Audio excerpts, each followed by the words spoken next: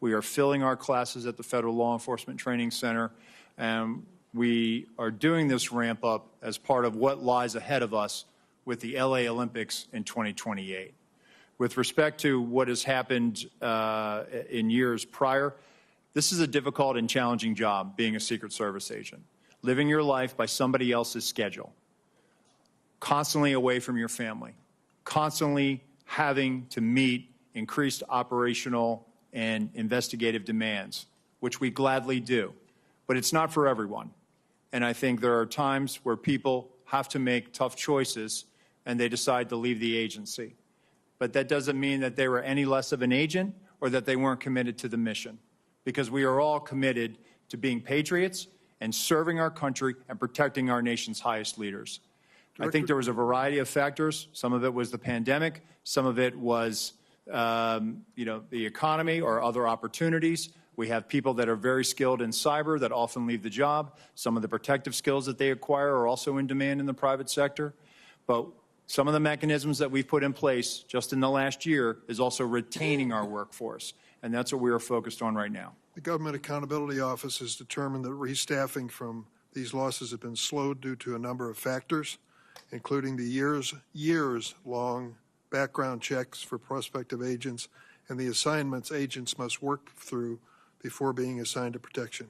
Given these constraints, what steps have you taken to improve recruitment? So we're actually putting out targeted recruitment opportunities. So we've just recently put it out for within our uniform division for our counter sniper unit, our hazardous agent medical emergency response unit, our counter assault team on the special agent side. So we're actually trying to gather the best and the brightest.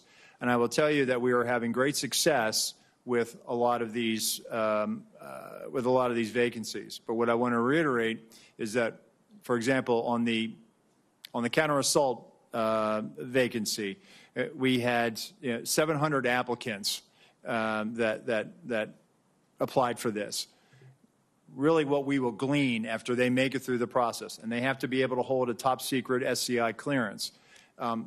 Will be, if we realize 15 out of that tranche, that's a 2% pass rate. So it is very competitive, and we are trying to make sure that we are getting the best and the brightest without dropping standards.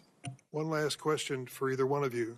What is the purpose of a rangefinder? And once this assassin was identified as using a rangefinder, wasn't that proof positive that he was a dangerous individual?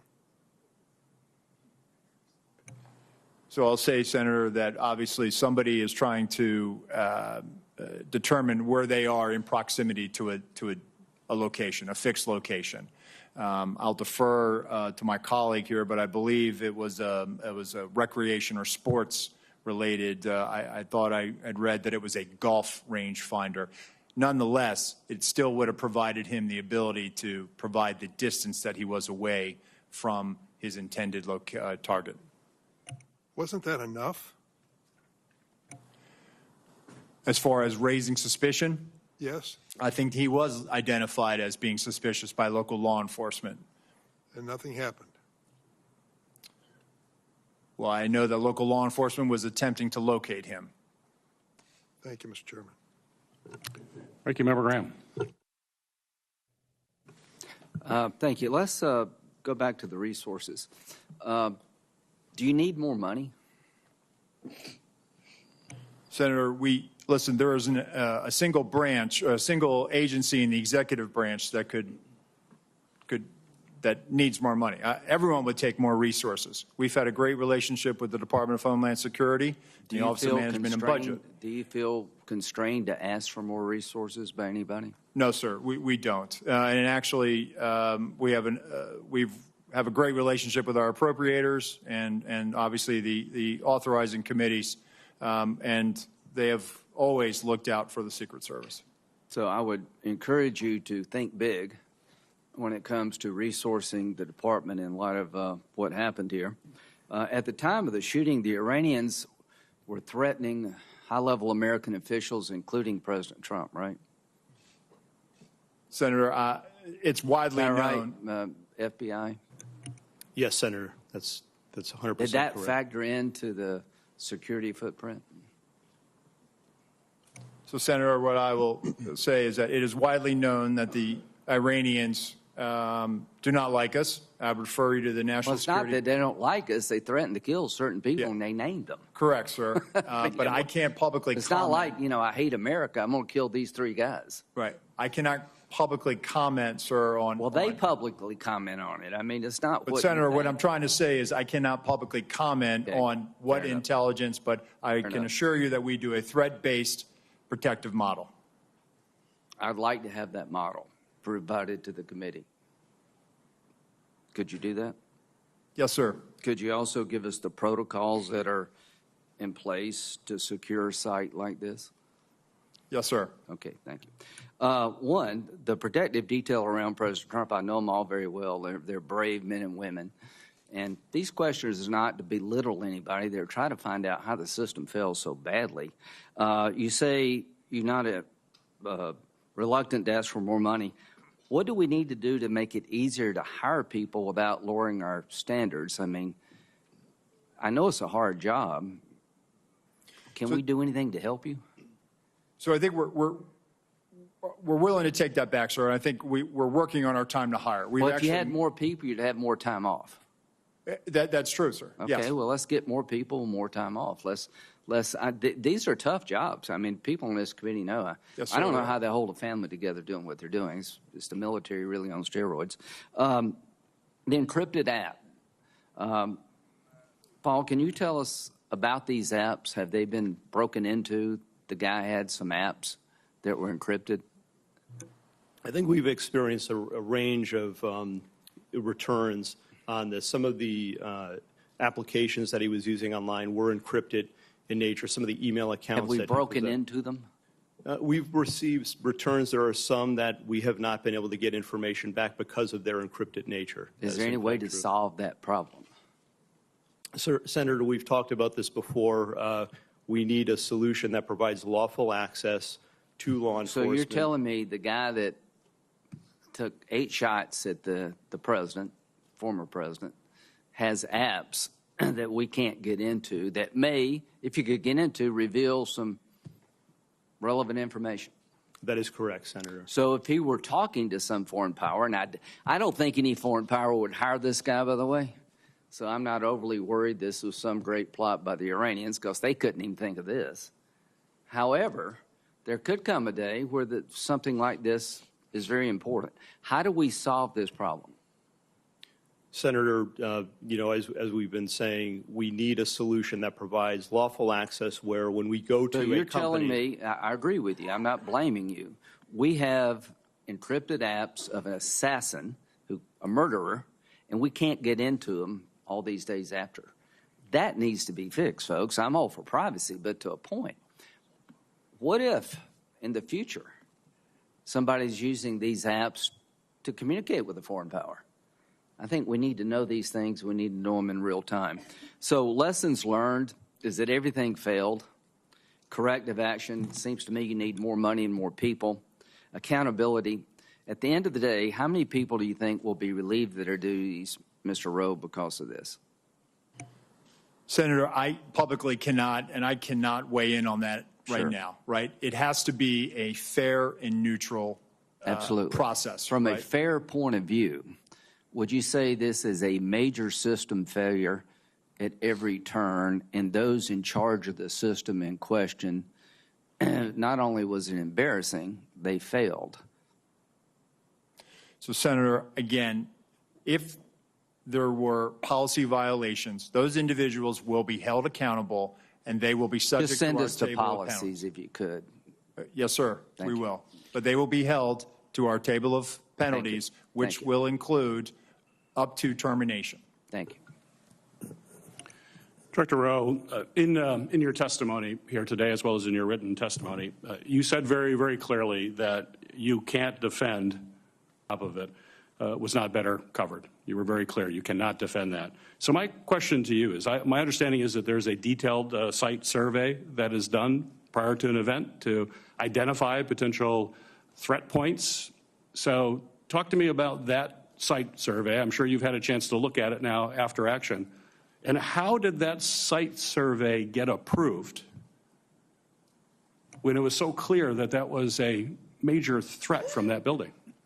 Thank you, Senator. So our Pittsburgh field office did the advance. During that advance, not only were they discussing amongst themselves about mitigating the line of sight, but also they were discussing with other agencies that were supporting it. Our counter snipers met with their counterparts. The team lead and team lead met. They walked the site. They identified the AGR building. And if I may, Senator, if I could point out something right now, if I may, and we will place this for the record, but this is the point of view. This is from the second floor of the AGR building. This point of view is the point of view where the counter sniper team locally was posted. The gold arrow indicates where the shooter fired from. Looking left, why was the assailant not seen? When we were told that building was going to be covered, that there had been a face-to-face that afternoon, that our team leads met, this was the view.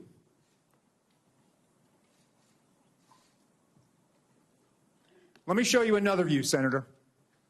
B.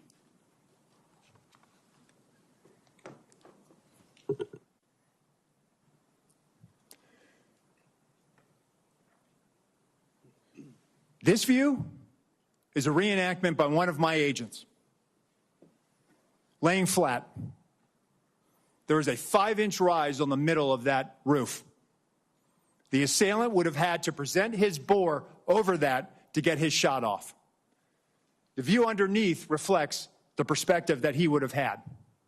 Again, I call your attention back to the first exhibit if they'd have looked left. Give me C.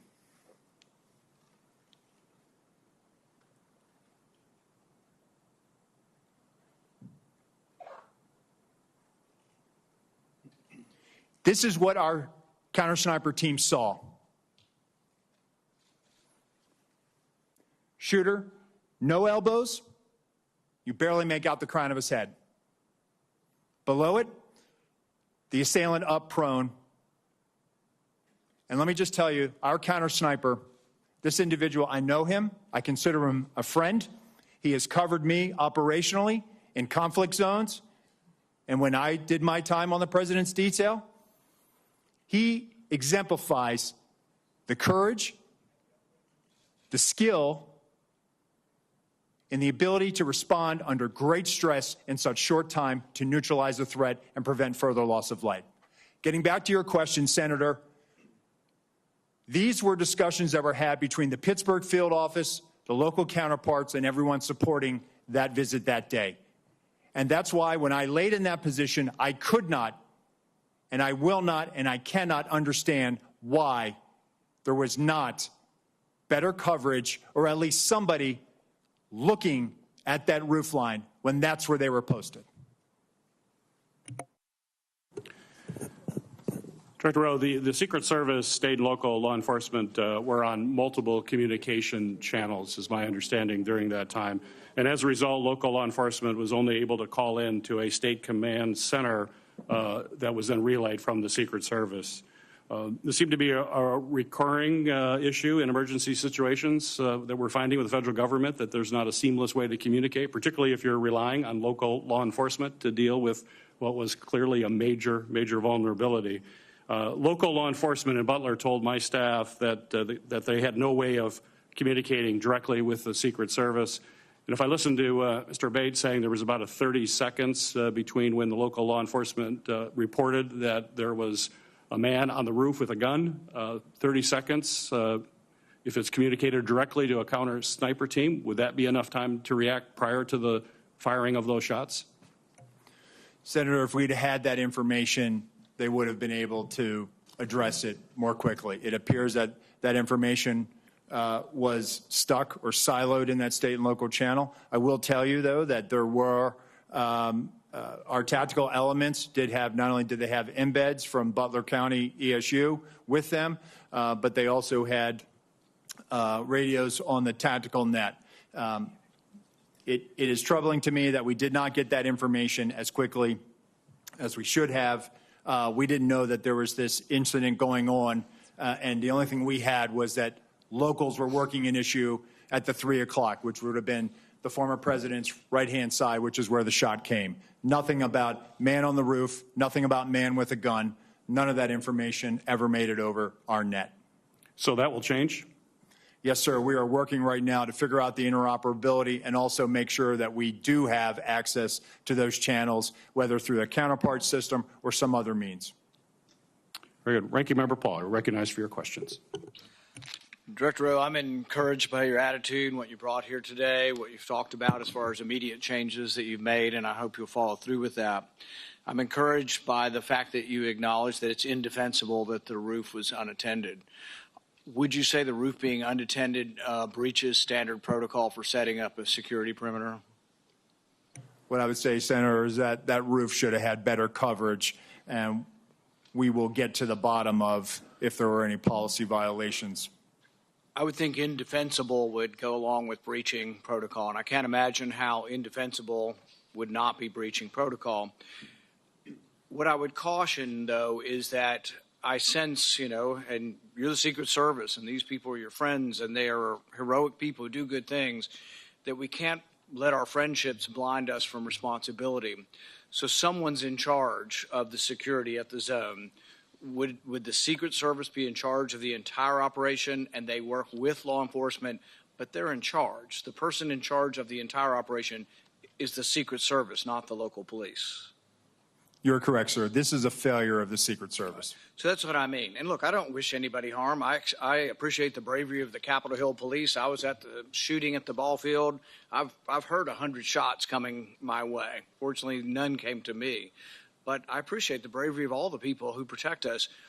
But there's also the idea that there are certain mistakes that don't make you a bad person, but they're just inexcusable, that if you made that mistake. So, for example, let's say you determine, well, local police should have been on there, and they told us. And local police says, no, they didn't tell us to do it. And it's a he said, she said. Still, ultimately, the agent in charge should be walking the grounds and say, there's a roof 100 yards away from the stadium with a clear sight. Someone's got to be on the roof. Local police, I told you to get on the roof. Get on the roof. Or you put the Secret Service. So ultimately the buck doesn't pass along to somebody. Whoever's in charge is in charge. But really, I think it would be helpful to all of us. I know the process has to be meted out, but there needs to also be a process for protecting the next Trump rally. The fact that whoever was in charge in Butler next week is not in charge of a rally in Las Vegas. And so I think you really should say that. You should simply say that the leadership from that event is going through a process, but until that process, they won't be in charge of the Democrat National Convention. That would reassure a lot of people that they won't be in charge of security until it's determined. Can you tell us something to that accord? Yes, sir. So I can tell you that the team planning the Democratic National Convention, that is a national special security event. That team has been on the ground. That's from D.C. With support from our Chicago field office. But I just want to reiterate that our Pittsburgh field office staff, they are wearing this harder than anybody right now in the Secret Service. Right. They feel completely demoralized. And what I'm trying to do is also let them know that, listen, they need to be focused on the mission at hand. I also have to walk a tightrope here and make sure that I am not tainting any future discipline action. I understand, and I have great respect for all the officers, but ultimately someone had to be in charge, and someone made a terrible error, and it's an error of judgment. The big error is the roof. But another big error is we have 90 minutes of a suspicious person. Now, Senator Durbin mentioned the rangefinder. None of these are enough to shoot a suspicious person, but they certainly, you would think, would be enough to stop the proceedings. That's where I think you get to the second major management or judgment error of this. Now, Trump's done probably 100 rallies like this. How often at one of his rallies are there 90 minutes of looking at one person and at least a half a dozen pictures of that person? How often does that happen? And is it against protocol to let a proceeding go on when you've got a suspicious person, 90 minutes worth of people talking about this person, and we don't stop the proceeding? Does that defy protocol? So Senator, while there's 90 minutes in total from when he's first identified by local law enforcement, we have about a 30-minute window. But at no time is there anything ever communicated about weapon or harm. And I think that's where the threat. A weapon, you shoot people with a weapon. Sure. Without a weapon, we're talking about people you stop and say, he had a backpack, which was probably big enough to have the AR-15 in it. In all likelihood, the backpack has the weapon in it. So a guy with a big backpack would never get to the perimeter. So once again, a big mistake was not having the perimeter wide enough to prevent people from shooting outside the perimeter. But the thing is, he would have never gotten through the perimeter, right? His backpack would have been checked. But people with big backpacks are very suspicious. And I would think he's been seen 6 times. But you got 20 or 30 minutes of knowing about it. But the thing is, there's all kinds of chatter going on about this. And you would think the chatter going on with the local police is on a police radio, and a policeman with that radio is standing in the control tent, so you get that communication. So there's a huge and massive breakdown. But really my question is, how often has this happened at other rallies where there's a half a dozen pictures and 90 minutes of people talking about a suspicious person? I just can't imagine that it's real common.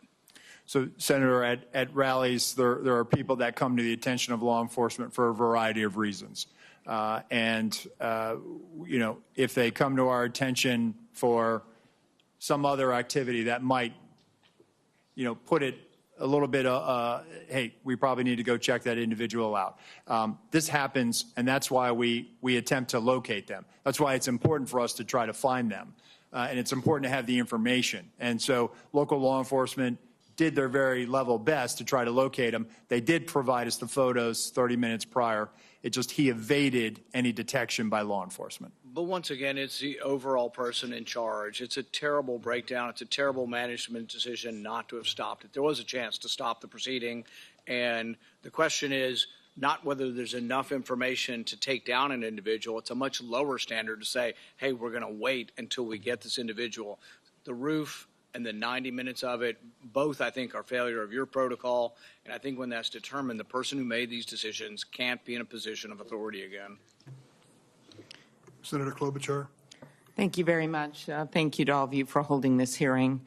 I appreciated Actor Director Rowe when we had the classified briefing, and also today, taking responsibility for the agency and your own personal emotion and reaction to your visit and what had gone wrong. For the people in my state that keep asking me, I just don't get how he got on the roof. I know we've gone through great details and a lot of examination. Could you just give a minute on what went wrong and how you think it can be fixed? Because I think it's just going to help to dispel the conspiracy theories. There are some people that think it didn't really happen, which of course is completely ridiculous. It did. There are some people that think all kinds of conspiracies went on within the government, which is also false. But could you just tell them what went wrong so they understand? Yes. No, thank you, Senator. I've thought long and hard about this. I think this was a failure of imagination, a failure to imagine that we actually do live in a very dangerous world where people do actually want to do harm to our protectees. I think it was a failure to challenge our own assumptions, the assumptions that we know our partners are going to do everything they can, and they do this every day. But we didn't challenge our own assumptions of, we assume that someone's going to cover that. We assume that there's going to be uniform presence. We didn't challenge that internally during that advance. So moving forward, I've directed that when we're talking to people and we're making requests, we are very specific about what we want. We are providing explicit instructions on exactly what our expectation is and what we need them to do and what we want them to do. That's the only way that we're going to be able to move forward beyond this. And let me just tell you that our state and local law enforcement partners are the best. So this belief that somehow they are less than federal law enforcement or they're less than the Secret Service, they're out there patrolling communities every day. They're the ones out there going into hazardous conditions every day. They know their communities. They have the ability to enforce state and local laws. Our advanced agents do not. Right. We need them, and we need them to be partners with us, and I think we need to be very clear to them, and that may have contributed to this situation. Yeah, appreciate that. I have the same respect. Next, one of the things you mentioned to me was, and to all of us, was in this other briefing, was just the texting protocol. And I think a lot of us think about this in non-security settings, about how people are just texting all the time instead of talking, and how it takes our eyes off, in your case, the target. Could you talk about what might have gone wrong there and how you think things could change when there's the hope is that their eyes are constantly on the scene and on the potential targets and risks? Thank you, Senator. So, again, we need people focused on the problem or on their area of responsibility. It was great that there was a text chain, but that communication needs to go over the net. It needs to go over a radio channel so that everyone has situational awareness of it. The point I was making in the closed door briefing is that we have to get to a point now where we are using our radio systems to have that collective awareness of this. I think, one of the things that I've directed is that in addition to the interoperability, we're going to roll out common operating a common operating platform that we utilize for national special security events. We have the ability to roll that out to the field that has a Blue Force tracker in it that's able to, where you can put where all your state and local assets are, where our federal assets are. But in addition to that, I want people using the radio. So it's great that the tactical elements are talking to each other. It's great that the shift is talking to each other. But we have to be able to make sure that whenever we come across a situation, that everyone has situational awareness of this. And I will take this, in my time when I was operational in the President's detail, we were given the explicit instruction, hey, if you're going to pass it, if it's relevant enough that you feel like you need to pass that information, do it over the radio. And that was the protocol that we had. And I think over the years, perhaps with the advent of technology and smartphones, perhaps we've gotten away from that. But we need to get people back on the scope, back on mission, back focused on what they need to be responsible for. Okay, and the next question I'll put in writing. Thank you very much of you, Mr. Abate, but it's just pointing out that we've seen this rise in threats against members of Congress, which of course is relevant to this. 8,000 just last year, more than 4 times over the past 7 years. I'll want to ask you in writing about the steps that the Justice Department is taking to prioritize these cases. I know there's been some changes made. Yes, Senator, it's of our highest priority, and we're urgently working on it 24/7 every day to protect each and every one of you here. Appreciate it. Thank you, both of you. Senator Carper, recognized for your question. Thanks very much. Mr. Rowe, Mr. Abate, thank you for joining us today. I have the privilege of representing Delaware, the first state to ratify the Constitution. We did that over 200 years ago, and the Constitution sort of outlines how we elect our leaders. And it changes with respect to technology over the years. But there's, for as long as we've been a country, threats to our leaders when they pursue elective office. We're going to be gathering, some of us will be gathering in Chicago in just a few weeks. Others will be gathering in other parts of the country to help make sure that what was adopted in that original Constitution is actually carried out faithfully. And it's just incredibly important that those who aspire to elective office and those who take on those challenges are protected, and their families are protected, as well as those who surround them. I share with my colleagues my prayers for those who have been killed or injured on July 13th. We're grateful that one of our presidential candidates is okay. But I have a question about what I can't get over how a 20-year-old loner could somehow outsmart two of the smartest federal agencies and state agencies and law enforcement with an odds of like 1,000 to 1, and be able to almost pull this off. It just blows my mind. Hopefully we'll get to the truth in all of that. I'm a Navy guy. I spent many years of my life in the Navy. I learned as a midshipman that when the ship runs aground at sea, the commanding officer is held responsible. Whether the commanding officer is awake, asleep, at the helm, but the commanding officer is held responsible.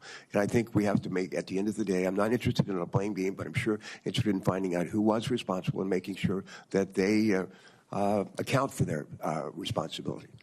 My question is, what policies are currently in place to facilitate real-time information sharing between the Secret Service and local law enforcement during an event?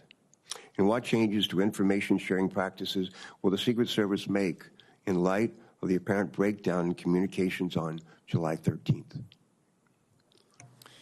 Thank you for that question, Senator. So we're looking at our procedures. We rely on a counterpart system, and the radio interoperability it's a complex challenge. It's not just about being able to find whatever frequency our local counterparts are on and then just piping it in. There's some technical challenges that have to be there. So to alleviate that, we've always relied on a security room where we have representatives from the local agencies. Those individuals are there to, one, bring their own radio and then relay relevant information that would impact our security plan. I think what I'm looking at, and again, what I'm in looking at this situation is there was a unified command post, and we had our security room, and we had communications that day at the Butler Farm site were challenging. Not just challenging for the Secret Service, but for challenging for locals. There were some cellular issues. There were radio issues, and you saw that with the testimony from the colonel from Pennsylvania State Police last week in the House. So I think as I'm thinking about this, I think we need to consider what is our model moving forward? And I think we need to be where the greatest amount of partners are when that information is being discussed. The other thing that I'm looking at is we need to also make sure that we have redundancies as far as cellular on the ground or additional repeaters. And so I've directed our Chief Information Officer to do that, and we are rolling assets out now supporting campaign sites. Thank you. Thank you for that. Mr. Bay, quick question. Based on the initial information you've gathered from the investigation, do you believe there were any actions taken by the shooter in the weeks, days, or hours leading up to the shooting that should have caused alarm and grabbed the attention of law enforcement? He did not have any interactions with law enforcement leading up to this, Senator. We haven't found anything yet that would have alerted law enforcement or FBI or Secret Service to his intention activities in advance of this event. I will note, however, to your prior question, that we do have a very strong relationship, an integrated relationship between FBI and Secret Service and every other federal, state, local agency you can imagine.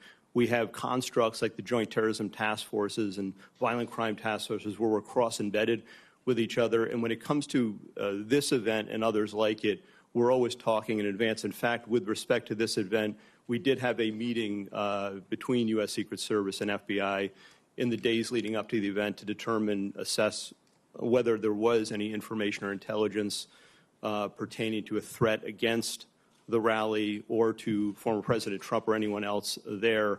There was an absence of that in the lead-up specifically, and again, none of us had any information in our holdings with regard to the ultimate shooter. All right. Thank you for that. Thanks very much, both of you. Next on the Senate Judiciary Committee is Senator Grassley. Yeah. Mr. Chairman, I'd like to introduce my oversight letters and investigative documents into the record. This is information I've already made public.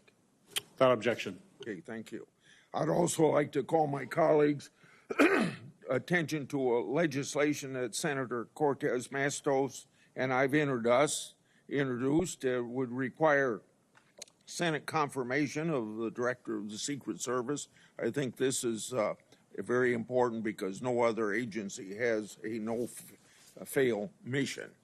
Mr. Rohr, in your written testimony, you stated that that to prevent similar lapses like the one on July 13th from happening again, you'll ensure every event site security plan is thoroughly vetted by multiple experienced supervisors before it's implemented. Based on your testimony, the security plan for the Butler event deviated from the Social Security standards. How would vetting by multiple experienced supervisors fix that? So, Senator, I think having many eyes on a particular problem set helps. That way you don't have tunnel vision. You just focus in on one thing. And so that's why I think it's important, not only at the field office level, but also at the detail level. And part of what we had started doing with the former president's detail is having them send out site agents, having them send out supervisors. And I think having that collaboration and having additional eyes to examine the problem will make sure that we're not missing anything. And I think I want that surety for myself. I think you've answered my question. Yes, Let me go on. Also to you, in your written testimony, you stated that you, quote, regret that information wasn't passed to Congress and the public sooner and with greater frequency. What's your communication plan going forward to ensure that the American people in Congress are fully informed? So, Senator, we just started a rolling production that is bicameral. So we made our first rolling production last week. We made one yesterday. We will continue to do that. And my view is that sunshine is the best disinfectant, and we intend to provide information to Congress as it carries out its oversight function. Okay. Also to you, I made public documents that show Secret Service deployed a counter unmanned aerial system operator on July the 13th. According to the Secret Service, the drone system was supposed to be operational at 3 p.m. that day. However, we've been told by Secret Service that because of cellular bandwidth problems, it wasn't operational until about 5:20 of that day.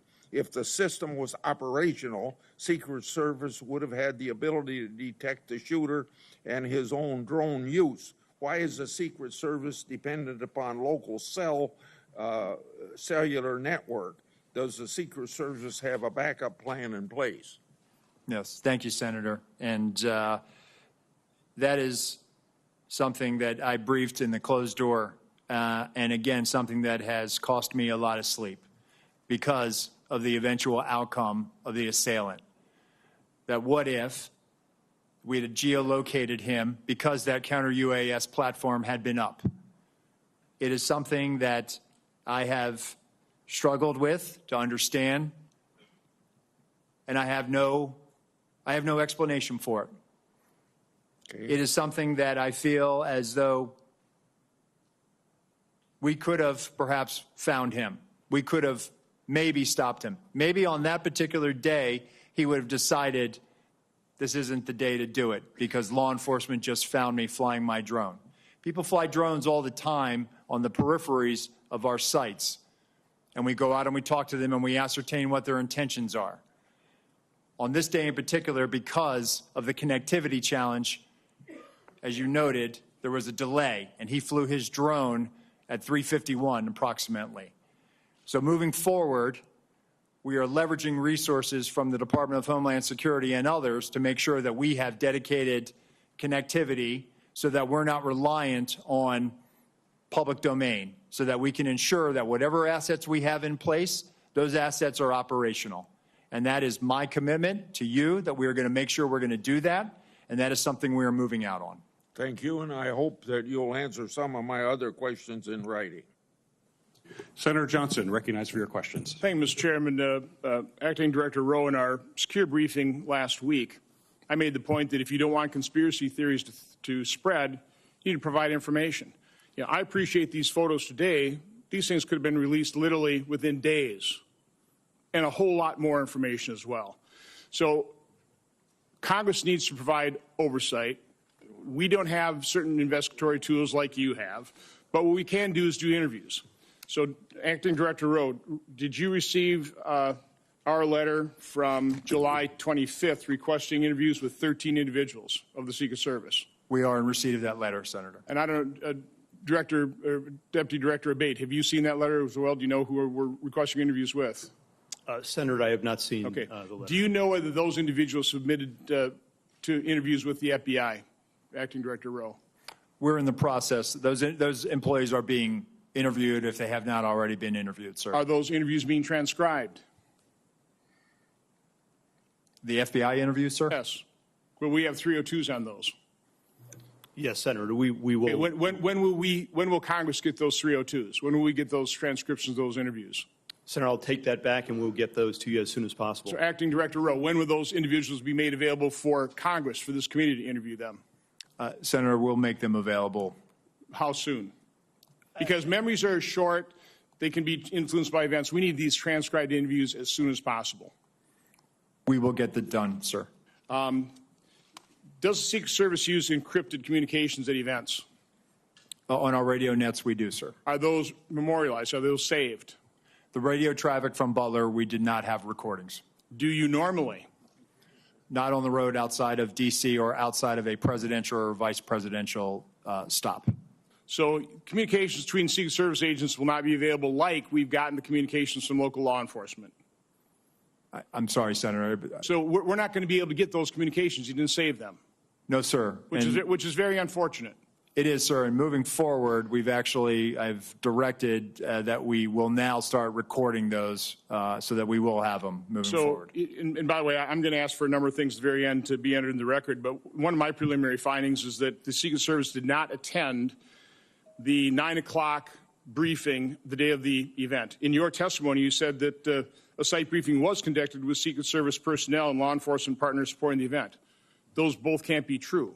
So local law enforcement do not believe Secret Service was present at the 9 o'clock briefing. Were they or were they not? So, Senator, with respect to the snipers that went on national television and gave an interview and said that they did not get a briefing from the Secret Service, they were supporting through mutual aid, and our personnel briefed the tactical team leader was leading that element that was providing this counter sniper. So, Acting Director Rowe, you said that the Secret Service provides explicit instructions to the locals. Were explicit instructions provided to cover the roof of the AGR building and locals just not follow it, or were those explicit instructions not provided? It's my understanding what was communicated is that the locals had a plan and that they had been there before. So an awful lot of the chatter on social media has to do with is there partisanship in the Secret Service, providing coverage for some individuals and none for others, about Secret Service coverage or additional coverage enhancements being denied. Was there ever requested additional coverage for Mar-a-Lago? Senator, we have provided additional resources to the Mar-a-Lago residents. Was coverage asked for and denied ever? I'll have to research that, Senator, but I'm happy to tell you we have made significant investments since the former president has left office.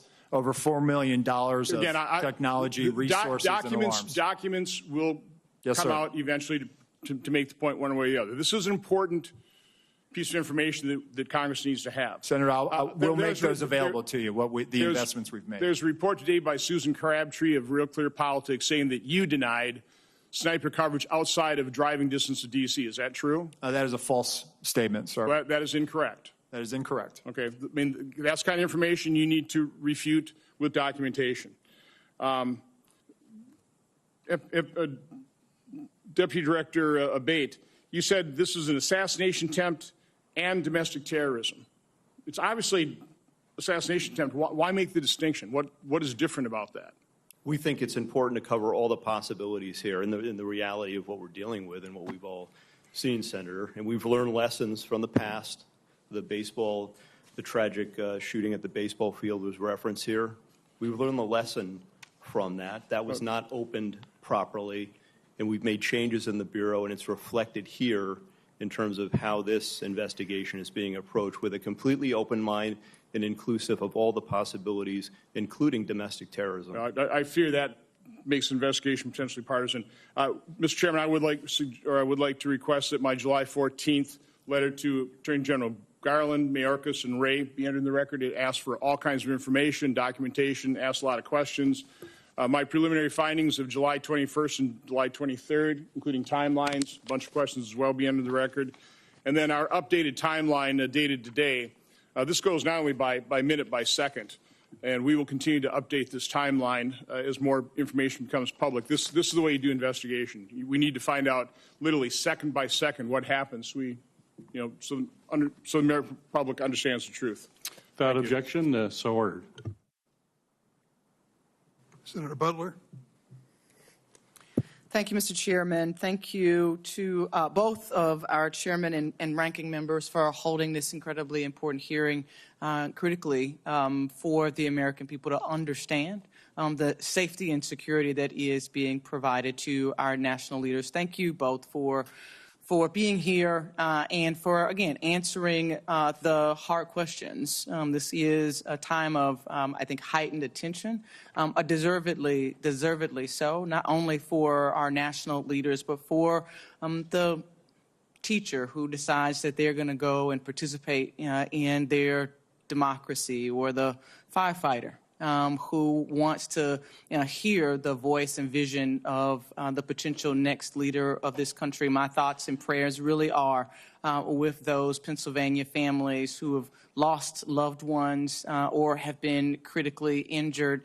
As I offer my questions today, it would be in service to those, to preventing future incidents. But in the one question of looking backward to the event, on the 13th, Director Abate, can you just talk a little bit about how did Mr. Crooks, how was he able to get an AR-15 onto the roof of that building?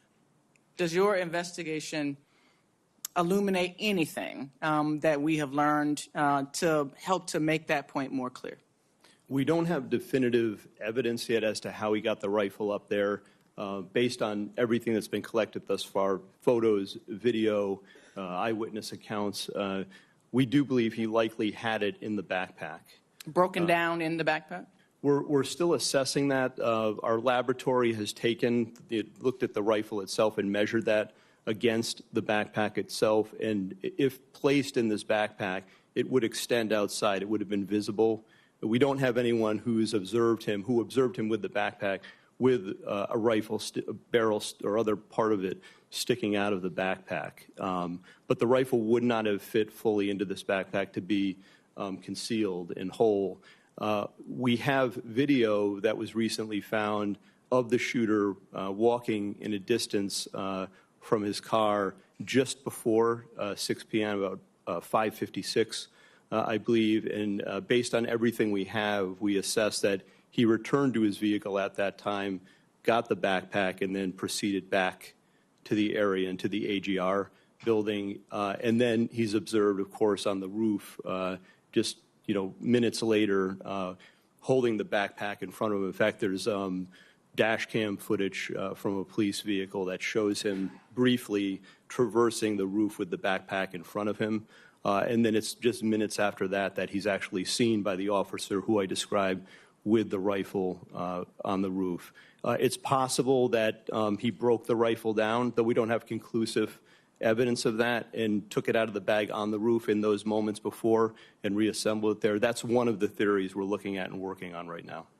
Thank you for that. You take me right, Acting Director Rowe. Thank you for your years of dedicated service and jumping in a hot time. But you take me right to this point of communication. There's been a lot of conversation about and even in your written and verbal testimony, you have talked a lot about the communication and the disparate nature in which it's happening across the different channels. One sort of foundational question that I have is, are all elements of an event communicated on the same channel? If I lost my kid and I'm at a big rally, are local law enforcement talking on the same channel about me losing my kid that they're talking about a suspicious individual? So when it comes to the locals, they likely have some type of common channel that they work off of in a county or an adjoining municipality. When it comes to the Secret Service, we do have various channels for various agents and our uniformed division officers working specific aspects of that advance. So it's not possible that the delay in communication or the losing of the thread of tracking this individual was sort of lost in the commotion of all of the other communications that could have been, or maybe was sort of separate from the communications channels that were happening. Senator, I can only speak to the Secret Service Sure. Lines of communication, and we did not have anything beyond suspicious person that was communicated to us. Last question really quickly, because I'm out of time, but Acting Director, was there any communication with the Secret Service that was talking directly with the former president's detail? That feels like there's been some question by colleagues about why the call wasn't made to delay the event. Help us understand the communication that either was or was not happening directly with the former president's detail to make the call to delay 10 minutes. We've all been to these events. They never happen on time. But to delay while this was being investigated.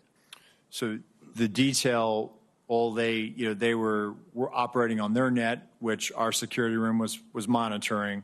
But again, having information of a suspicious individual, there were other calls that day of individuals that came to the attention of law enforcement, of people that needed medical attention. So it really, that particular, regarding the assailant, that never really rose to a level of we should not put him out there. Had we known that there was a dangerous individual out there, we would never let a protectee go out on stage. Thank you, Mr. Chairman.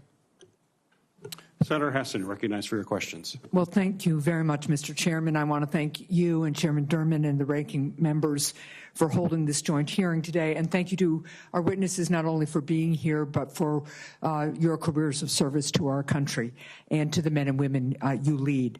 I am really grateful that former President Trump is safe and extend my sympathies to the family of Corey Comparateur, who was fatally shot at the rally, and my sympathies to everyone who was injured.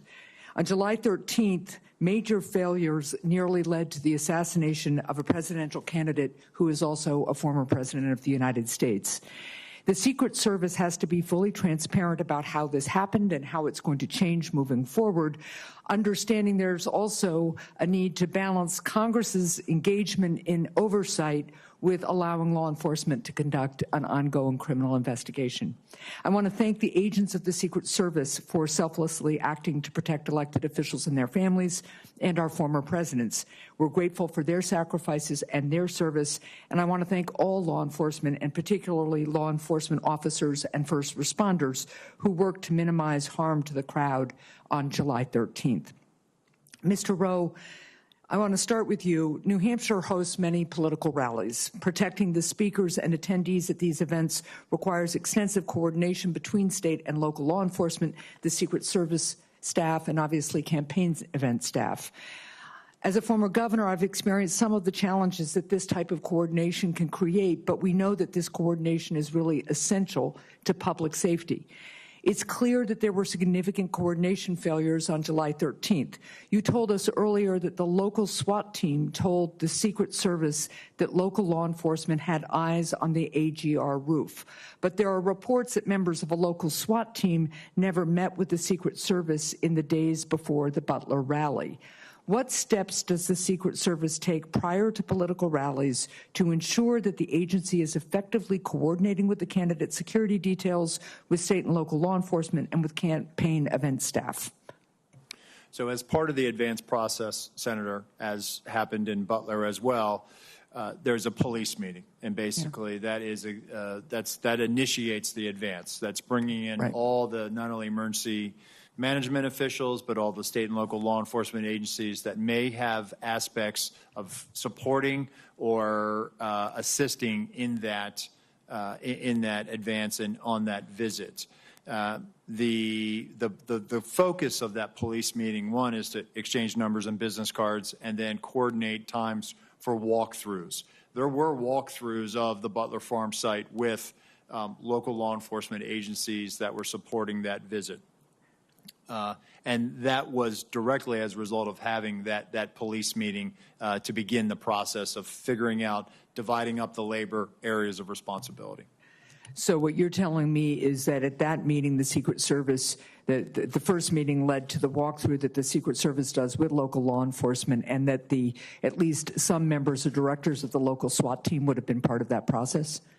Well, as I understand it, the Beaver County, they were seconded to assist Butler, but the Butler ESU team were part of the advance process. Okay. How many agents did the Secret Service provide to plan and secure this event, and how many people from state and local law enforcement agencies supported the security of this event? So in totality, between law enforcement, state and local, and federal, there are 155 personnel at the Butler Farm site that day. All combined Secret Service, it's in the 70s. And then we had support from Homeland Security investigations that were providing post standards. And then we had approximately 70 or so various Pennsylvania state law enforcement. Okay, thank you. I want to go to one other issue before my time expires. You've talked today and in our secure briefing about the interoperability of the Secret Service's counter-drone capability, that it failed early on, and so it didn't catch the drone flown over the site by the shooter. First, what changes you've addressed this a little bit, what changes is the Secret Service making to ensure that it has backup technology? But also, what efforts did the Secret Service undertake to coordinate with other law enforcement regarding anti-drone capability at the rally site? We're working to determine that right now, Senator. We're getting the redundancies in place. Counter-UAS authority, it is a little complex.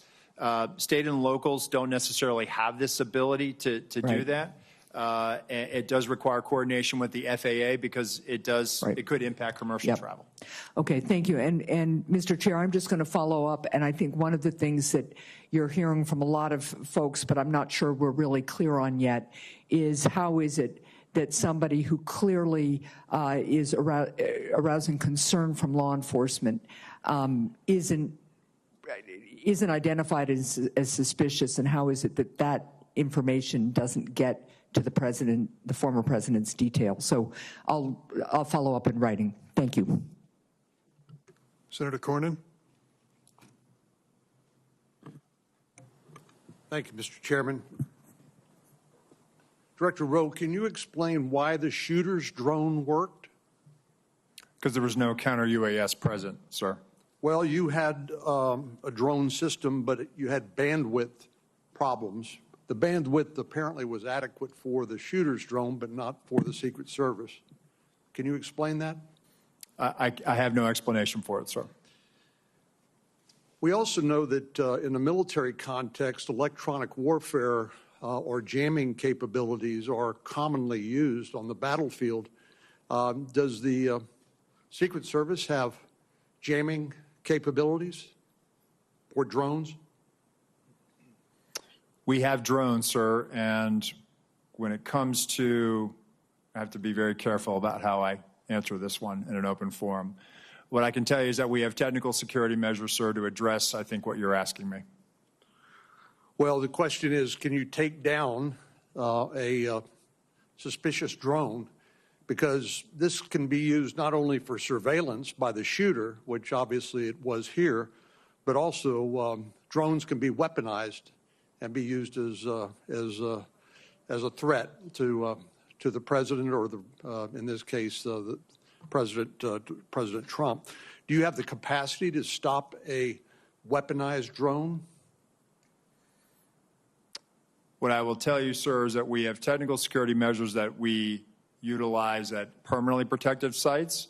We also have the ability in a limited fashion at temporary sites. What I can tell you is that on this day, the counter-UAS system had technical difficulties and did not go operational until after 5 o'clock. So in this case, the shooter had a rifle, but somebody who wanted to kill a president for a former president or a candidate for president would not need a rifle. They could use a drone, correct? It is a potential threat vector. So this individual was identified as a suspicious person. Can you explain to us when a suspicious person becomes identified as a threat? Well, I think it's also when a weapon or some other dangerous item is then presented. A rangefinder would not render someone a threat as opposed to somebody who was under suspicion? I think the rangefinder is what initially brought him to the attention of local law enforcement. And why would the president be allowed to take to the stage while a suspicious person had been identified and before the Secret Service or local law enforcement were able to investigate the circumstances? So at that time, Senator, suspicion had not risen to the level of threat or imminent harm. Well, you didn't. Ultimately, that suspicious person did become a threat. Do you think if the president had been asked not to take the stage and during the time it took to investigate to eliminate that suspicion, that wouldn't that have been the appropriate way to deal with it? Senator, it certainly is one way to do it. This is a challenge for law enforcement in general, is that being able to, you identify somebody that comes to your attention and you're trying to determine what are their intentions. This is a challenge for law enforcement. The individual came to the attention for suspicion. He's on the outer perimeter adjacent to the secured site. Law enforcement is circulating for him. But again, without additional information at that point, we're not rising to the level yet where perhaps we should pull him off or delay him. And I'm just suggesting that maybe, just maybe, President Trump's appearance should have been delayed while that suspicion could be adequately investigated. But I've always thought of the Secret Service as the best of the best when it comes to their willingness to put themselves in harm's way to protect the life of their person they are detailed to. And I think you described the very rigorous process by which people are screened. And I think you mentioned the 2% standard. People who are interested in serving, only a very small fraction of those individuals are actually accepted in the Secret Service because of the high standards that your agency has. But explain to me why the Secret Service, being an elite law enforcement agency, would delegate to local law enforcement or others who did not meet that same 2% standard. In other words, isn't that something that Secret Service should have covered as opposed to delegating it to local law enforcement? So, Senator, again, this is where I went back to earlier when I said it was a failure to challenge our assumptions. We assumed that the state and locals had it. By no means do I want to diminish the commitment, and I'm sure you agree. State and local law enforcement do their jobs every day and protect the communities that you represent. No doubt about it. So I think what we made an assumption that there was going to be uniformed presence out there, that there would be sufficient eyes to cover that there was going to be counter-sniper teams in the AGR building, and I can assure you that we're not going to make that mistake again. Moving forward, I've directed our Office of Protective Operations that when our counter-snipers are up, their counter-snipers are up, and they're on the roof as well. And we do this all the time with our our colleagues in the New York City Police Department when we cover the United Nations General Assembly, and so that is our TTP moving forward. Director Rowe, I would just submit to you that those assumptions can be lethal.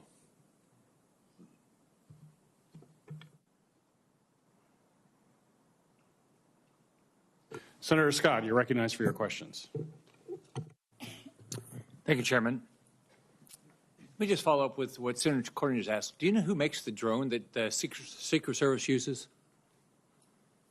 That Secret Service uses? Yeah, the one that that didn't work. Who's the manufacturer? Is it an American-made manufacturer? I believe it is, Senator. I'll get you we'll provide that to you in a queue first, sir. So we talked about this the other day. There's not, in our, very few times in history do our presidents get shot at. So you know that this is something that the American public is very interested in. So as Senator Johnson said, there's a lot of questions being asked. I was at church Sunday, and 3 people came up to me and asked me if there was a second shooter. So there's all this information that's not, you guys are not responding to. When I was governor of Florida, I had 2 mass shootings. I had the Pulse nightclub shooting. I had the Marjorie Stoneman Douglas shooting, and we did 2 or 3 times a day, local, state, and federal law enforcement, FBI, everybody involved. We answered questions. What I asked you the other day is, why aren't you doing that? What you've allowed, what both of you have allowed, you've allowed the public to ask, assume the negative. And so, which I don't get. I think you should have been doing, and I think you guys should have been doing all along, at least once a day press conferences. I think that you've got to tell the public what's going on. Having a hearing is really nice, but how often are we going to do this? You're clearly not going to do it here for another month and a half. So I asked you the other day, why aren't you doing press conferences, and are you going to commit to doing press conferences? I think what you all said the other day, you're going to ask Secretary Mayorkas and Director Wray if you guys could do those daily press conferences and start giving the public information. What's the answer? So, Senator, that's why, one, I'm here today. I'm here today to provide information and answer those questions. And we are moving towards doing more frequent releases of information, and we are willing to do that press conference. And once we get through this hearing today, we are going to, in all likelihood, do one this week. Okay, so what's the commitment to the public that you're going to do press conference? Are you going to, it's what, 17 days? The information, we are sitting 17 days into this, and I'm getting asked questions that I can't believe are true, but the public believes it's true. So what you all are doing is you're ruining your reputation, you impact the integrity of the federal government. It makes no sense to me. So are you going to commit to, are you going to do it once a month? Both, and the FBI, the same thing, not just you. What did Director Wray say? Did he say you couldn't do it? Senator, if I may jump in here. First, thank you all for your guidance in this regard. And in fact, we haven't done something every day, no doubt about that. But, we're focused from the FBI side on the investigation in part as we laid out here today. We actually, based on your guidance, we did a media engagement, not a stand-up type press conference just yesterday, and laid out in full everything that I've shared here, and even beyond that, just in the interest of time. But we are, because of the intense interest in this and the implications and the national importance, we've literally provided everything through media and through journalists and here, all of the information that we have derived from the investigation thus far. We remain committed to do that in full, answering any and all questions and sharing any and all information we obtain. Do you guys realize the value of going in front of the press and answering all their questions? You realize that if you don't do it that way, everything gets filtered. You get to put out all the information, and you should be providing. You should be every day say, this is what we know now. This is like Senator Johnson put together a timeline. You should have put together a timeline. You should immediately put out, this is what we know right now, and this is what we don't know. Like you've said, you don't know how the gun got up there, right? You've said it, but why have? That should have been out all along. Say, we're looking at it. It doesn't make any sense. We've done this. We've done this. We've done this. If you do, I mean, I just don't get it, why what you're doing. You're ruining, I've said this about the FBI. I mean, the people that work at the FBI, people work at Secret Service, they're great people. You're a black hole.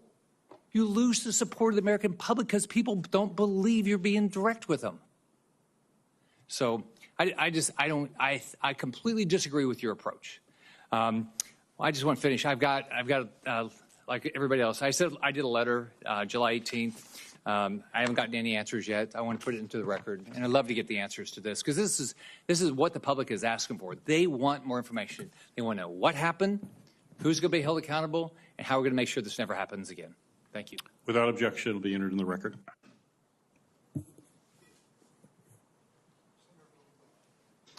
Thanks, Mr. Chairman. Thank you for being here to both of you, and more important, thank you for your professional dedication, your personal bravery, and your devotion to the ideals of law enforcement. I know for both of you this moment is a painful one, and Acting Director Rowe, I've heard you speak in a private setting very emotionally and passionately about the need to take responsibility and take action that will assure accountability. And I know that you share a commitment, along with Director Abate, to full public disclosure to the maximum extent possible. We can make speeches at you, and I've made one myself in that private setting about the need for broader, fuller disclosure to the public, not just in press conferences, but in the course of your investigation about what you know and feel you can disclose without compromising your investigation. Let me ask you, last week, Senator Peters and Paul, along with Senator Johnson and myself, sent requests to both of your agencies to produce documents. We've only received a handful so far. Can you commit to when we can expect those documents? We will get them to you as quickly as we can, Senator. Well, can we expect them this week? We will work to meet that deadline, sir. And when can we expect all the communications, the text messages that agents have sent to each other? Eventually, all of it is going to come out, as you know. When can we expect all of those documents? We will gather them up and get them to you, Senator. You, I think, took the position as to the local law enforcement responsible for the shooter on the roof, the snipers that were in place, that it was their job to take him out. But ultimately, doesn't the buck stop with the Secret Service? It stops with us, sir, but let me just clarify. The perspective that they had on that roof, when I show you the perspective from what our sniper saw, he's on the downside of that ridged roof.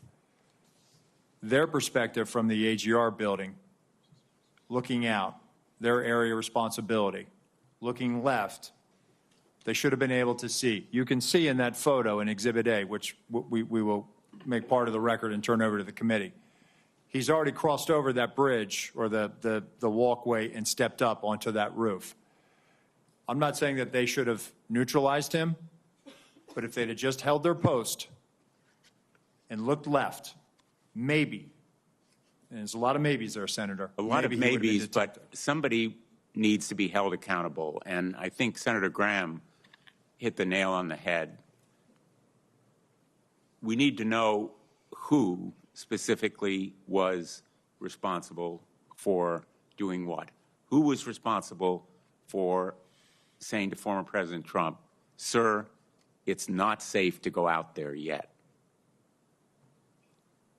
Who was responsible for making sure that those local law enforcement were doing their job? Who was responsible for tracking down that suspicious person who fit the profile 10 to 25 years old, young male.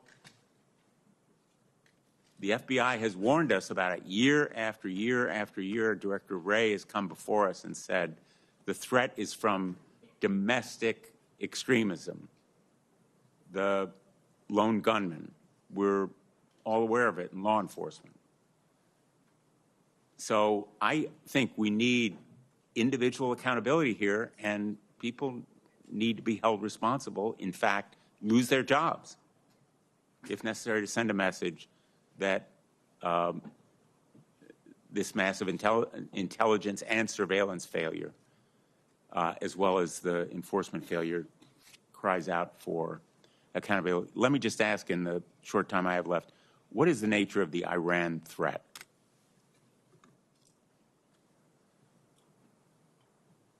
I'm sorry, Senator, could you repeat the question? What is the nature of the Iran threat, the threat to former President Trump that has been mentioned?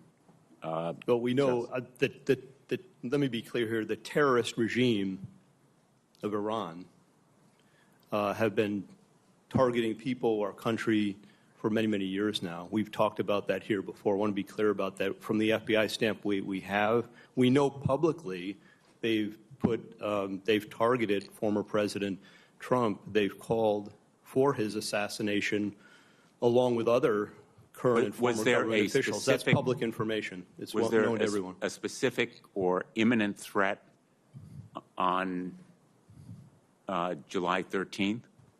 We have no information that there are any co-conspirators, or that foreign or domestic, including Iran, related to this. But we're not, I want to be clear, we have no evidence of that. We're not ruling anything out. We're looking into all possibilities and leaving our minds open to that.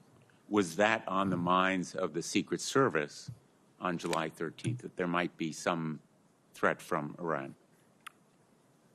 Sir, we, as Deputy Director Abate just said, we're aware of the public sentiment and statements of the government of Iran to do harm to Donald J. Trump, and we use a threat-based model. Thank you. Thanks, Mr. President. Senator Ossoff, you're recognized for your questions. Thank you, Mr. Chairman, and thank you both for your testimony today and for your service. Mr. Rowe, I want to begin discussing Secret Service staffing and the extent to which HSI or other personnel are augmenting or backfilling inadequate Secret Service capacity generally and on the day of the assassination attempt. To what extent are HSI personnel, for example, filling close protection roles that would normally or optimally be filled by Secret Service personnel? So, thank you, Senator, for that question. So, as we have done, even back when we were with Treasury, we enlist during campaign years the assistance of other law enforcement agencies in that department. So, when we were in Treasury, we used ATF, we used IRSCI. When we transferred over to the Department of Homeland Security, we have brought that practice with us. So going into a campaign year or during a national special security event like the United Nations General Assembly, we will enter into a memorandum of assistance for the campaign with HSI. HSI will provide post standers, essentially federal agents, law enforcement, to be able to help secure a site. When it comes to close protection, the only time that we will utilize them is during a United Nations General Assembly, where they may be utilized to protect a low-level head of state or provide security at a hotel in New York City where those protectees are staying. So on the day in question, all of the former president's close protection detail were full-time Secret Service personnel? They were, and they were assigned to the Donald Trump detail. Okay. Interoperability with other federal and state and local law enforcement agencies, specifically on communications. What have you determined to date played a role in failures to swiftly communicate between agencies the suspicion or identification of a threat? Well, I think there was a delay in reporting, not having that real time. So as they were closing in on him as information is known, Be more specific when who were closing in on him. as local law enforcement were closing in on him, as he's seen scurrying across the roof, right? That information, and we're getting to the bottom of that. We're working on trying to figure out what was the delay. Why didn't we hear that coming out of the unified command? So based on the information I have right now, what I can tell you, Senator, is that apparently not having that real-time information is what really hindered us in being able to understand more than it was just the locals working an issue at the 3 o'clock. There was actually a little bit something more urgent than that. Does it appear that that is due to a lack of communications links between relevant officials and agencies, or poor communications practices and a failure to report? I don't want to rule out. I want to have a neutral opinion on that. So I don't know if it was poor practices. I can tell you that the interoperability, not being able to have that technical fix, which is a lofty goal to be able to do that, is something that has been a hindrance. But that's why we use a counterpart system. So there, in fact, is not the capability when an intergovernmental, interagency team is deployed to secure a site like this and to mount, if necessary, a quick reaction. There is not currently the capability for example, state law enforcement, SWAT personnel, or local law enforcement officers to communicate directly with Secret Service officers on site? So technically you could do it, but it would take a long time to get it done. And for a 1 day or an 8-hour operation, it requires a lot. And it would be months of planning, of knowing that we are going to go to this particular jurisdiction and that we're going to need your frequencies, the keys, and we're going to need to load you into our radios, and you're going to be needed to load it into ours, and vice versa. Right. Well, this presents potentially, I think, an opportunity for the Homeland Security Committee. I mean, not just in an executive protection context, but any complex incident response, any counterterrorism, any natural disaster context.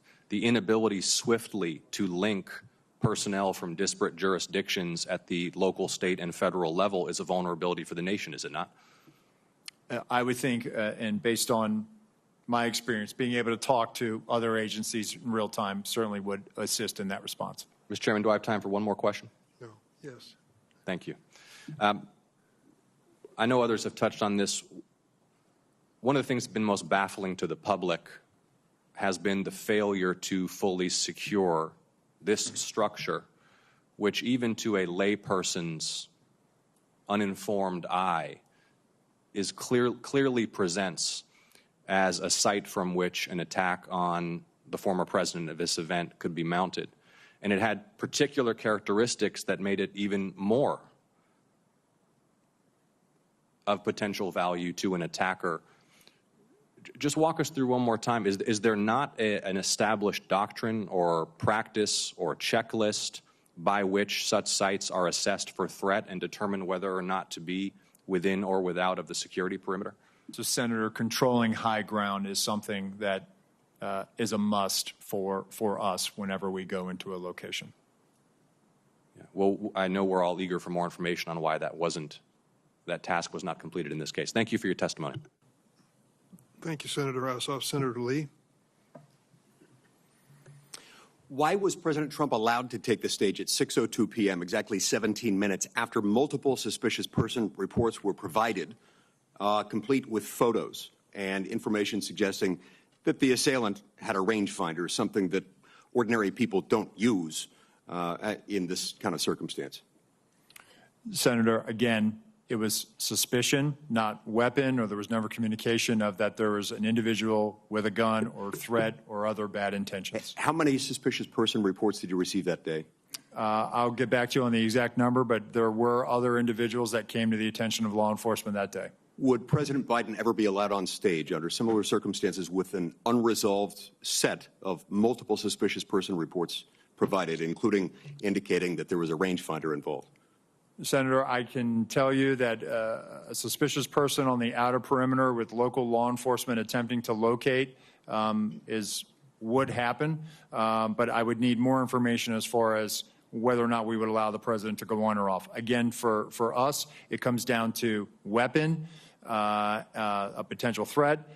Is the individual carrying an IED? Is there a weapon? Is there some other factor that now ramps up our attention to let's hold off on this? If there were 8 shell casings found next to the assailant's body, but he was neutralized after the first shot, where did those other shots come from? Where did the other shots go?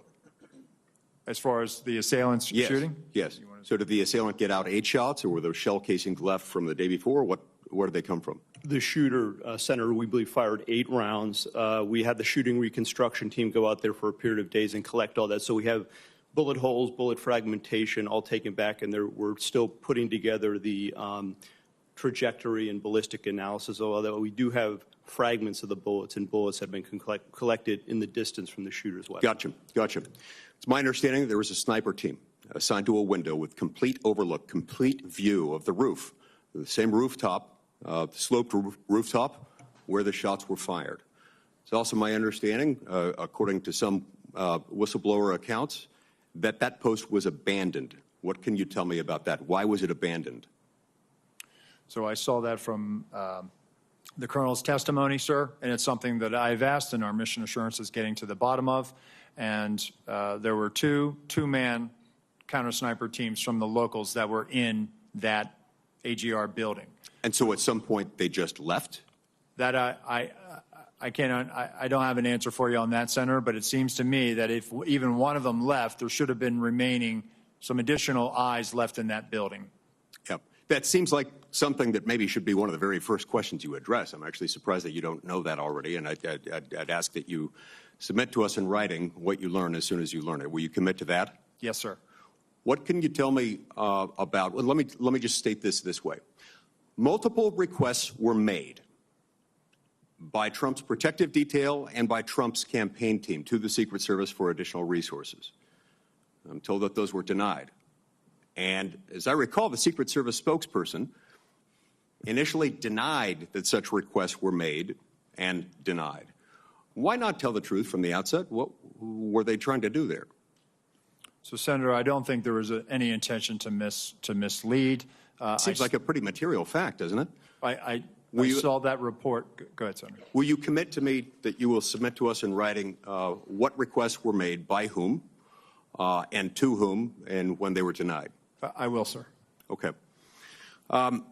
Look, at the end of the day, we're looking at a situation in which, at a minimum, people knew that this guy had a gun at least 2 minutes before the shooting happened. I want to know what you can tell me about what happened during that final 2-minute period, where a whole bunch of people in the crowd saw and were shouting, "He's got a gun." During that 2-minute period, perhaps at the beginning of it, the local police started to climb the rooftop, and there was at least 30 seconds after which local police were able to personally observe the shooter with a gun, had the gun pointed at him.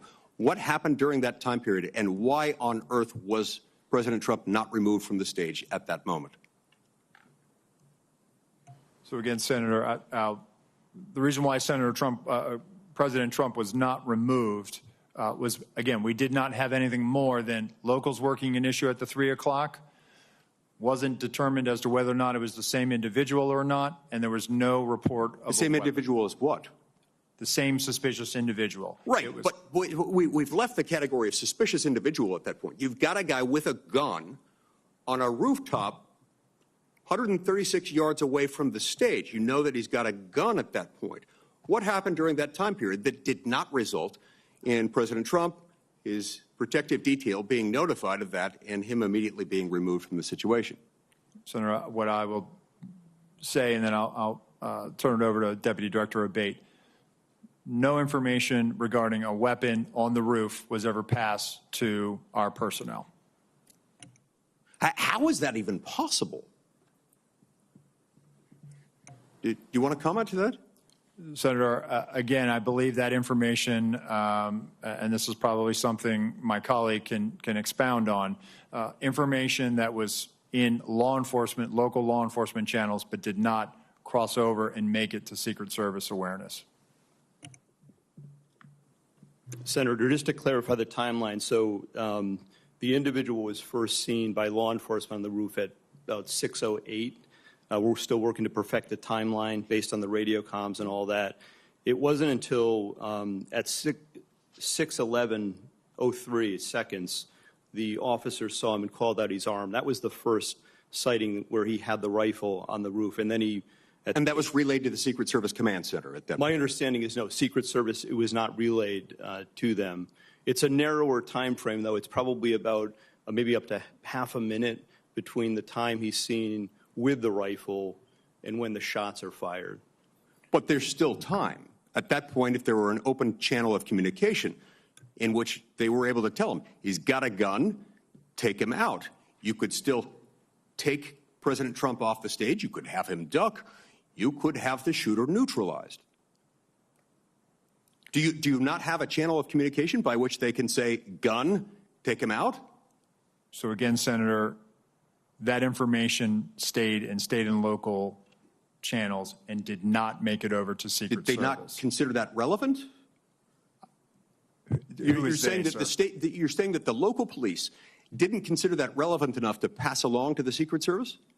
Sir, I think that they were in the midst of dealing with a very critical situation, and they articulated that over the radio, as I understand it. However, it was never relayed over to us. Thank you, Senator Lee. Senator Hawley. Thank you, Mr. Chairman. Director Rowe, can you put your first poster, your first demonstrative back up?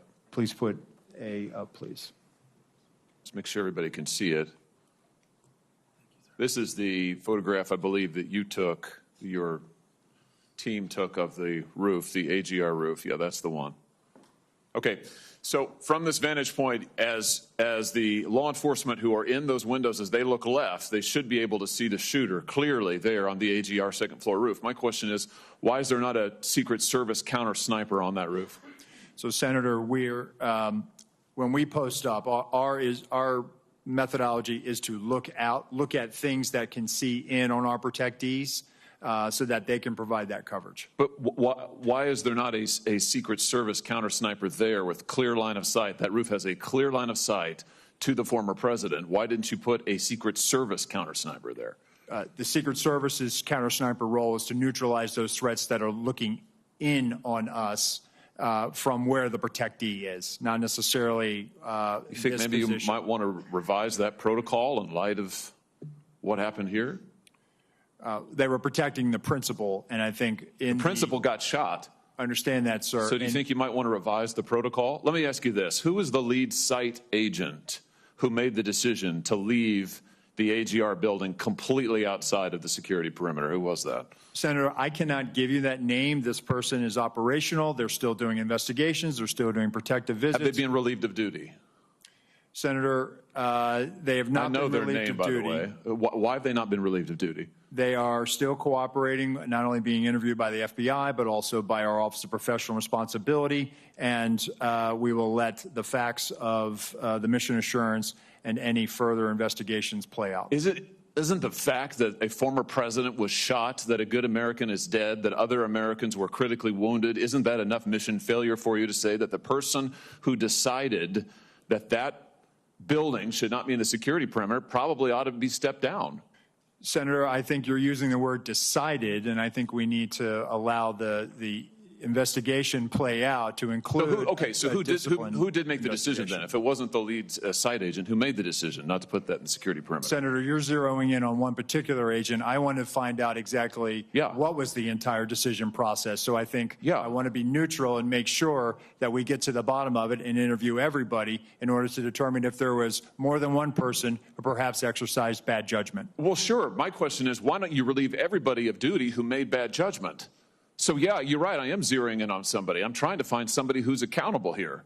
So you're telling me that the person who made the decision not to include this in the perimeter has not been relieved of duty. What about the person who's in charge of the interoperability of radio frequencies between local law enforcement and Secret Service? Has that person been relieved of duty?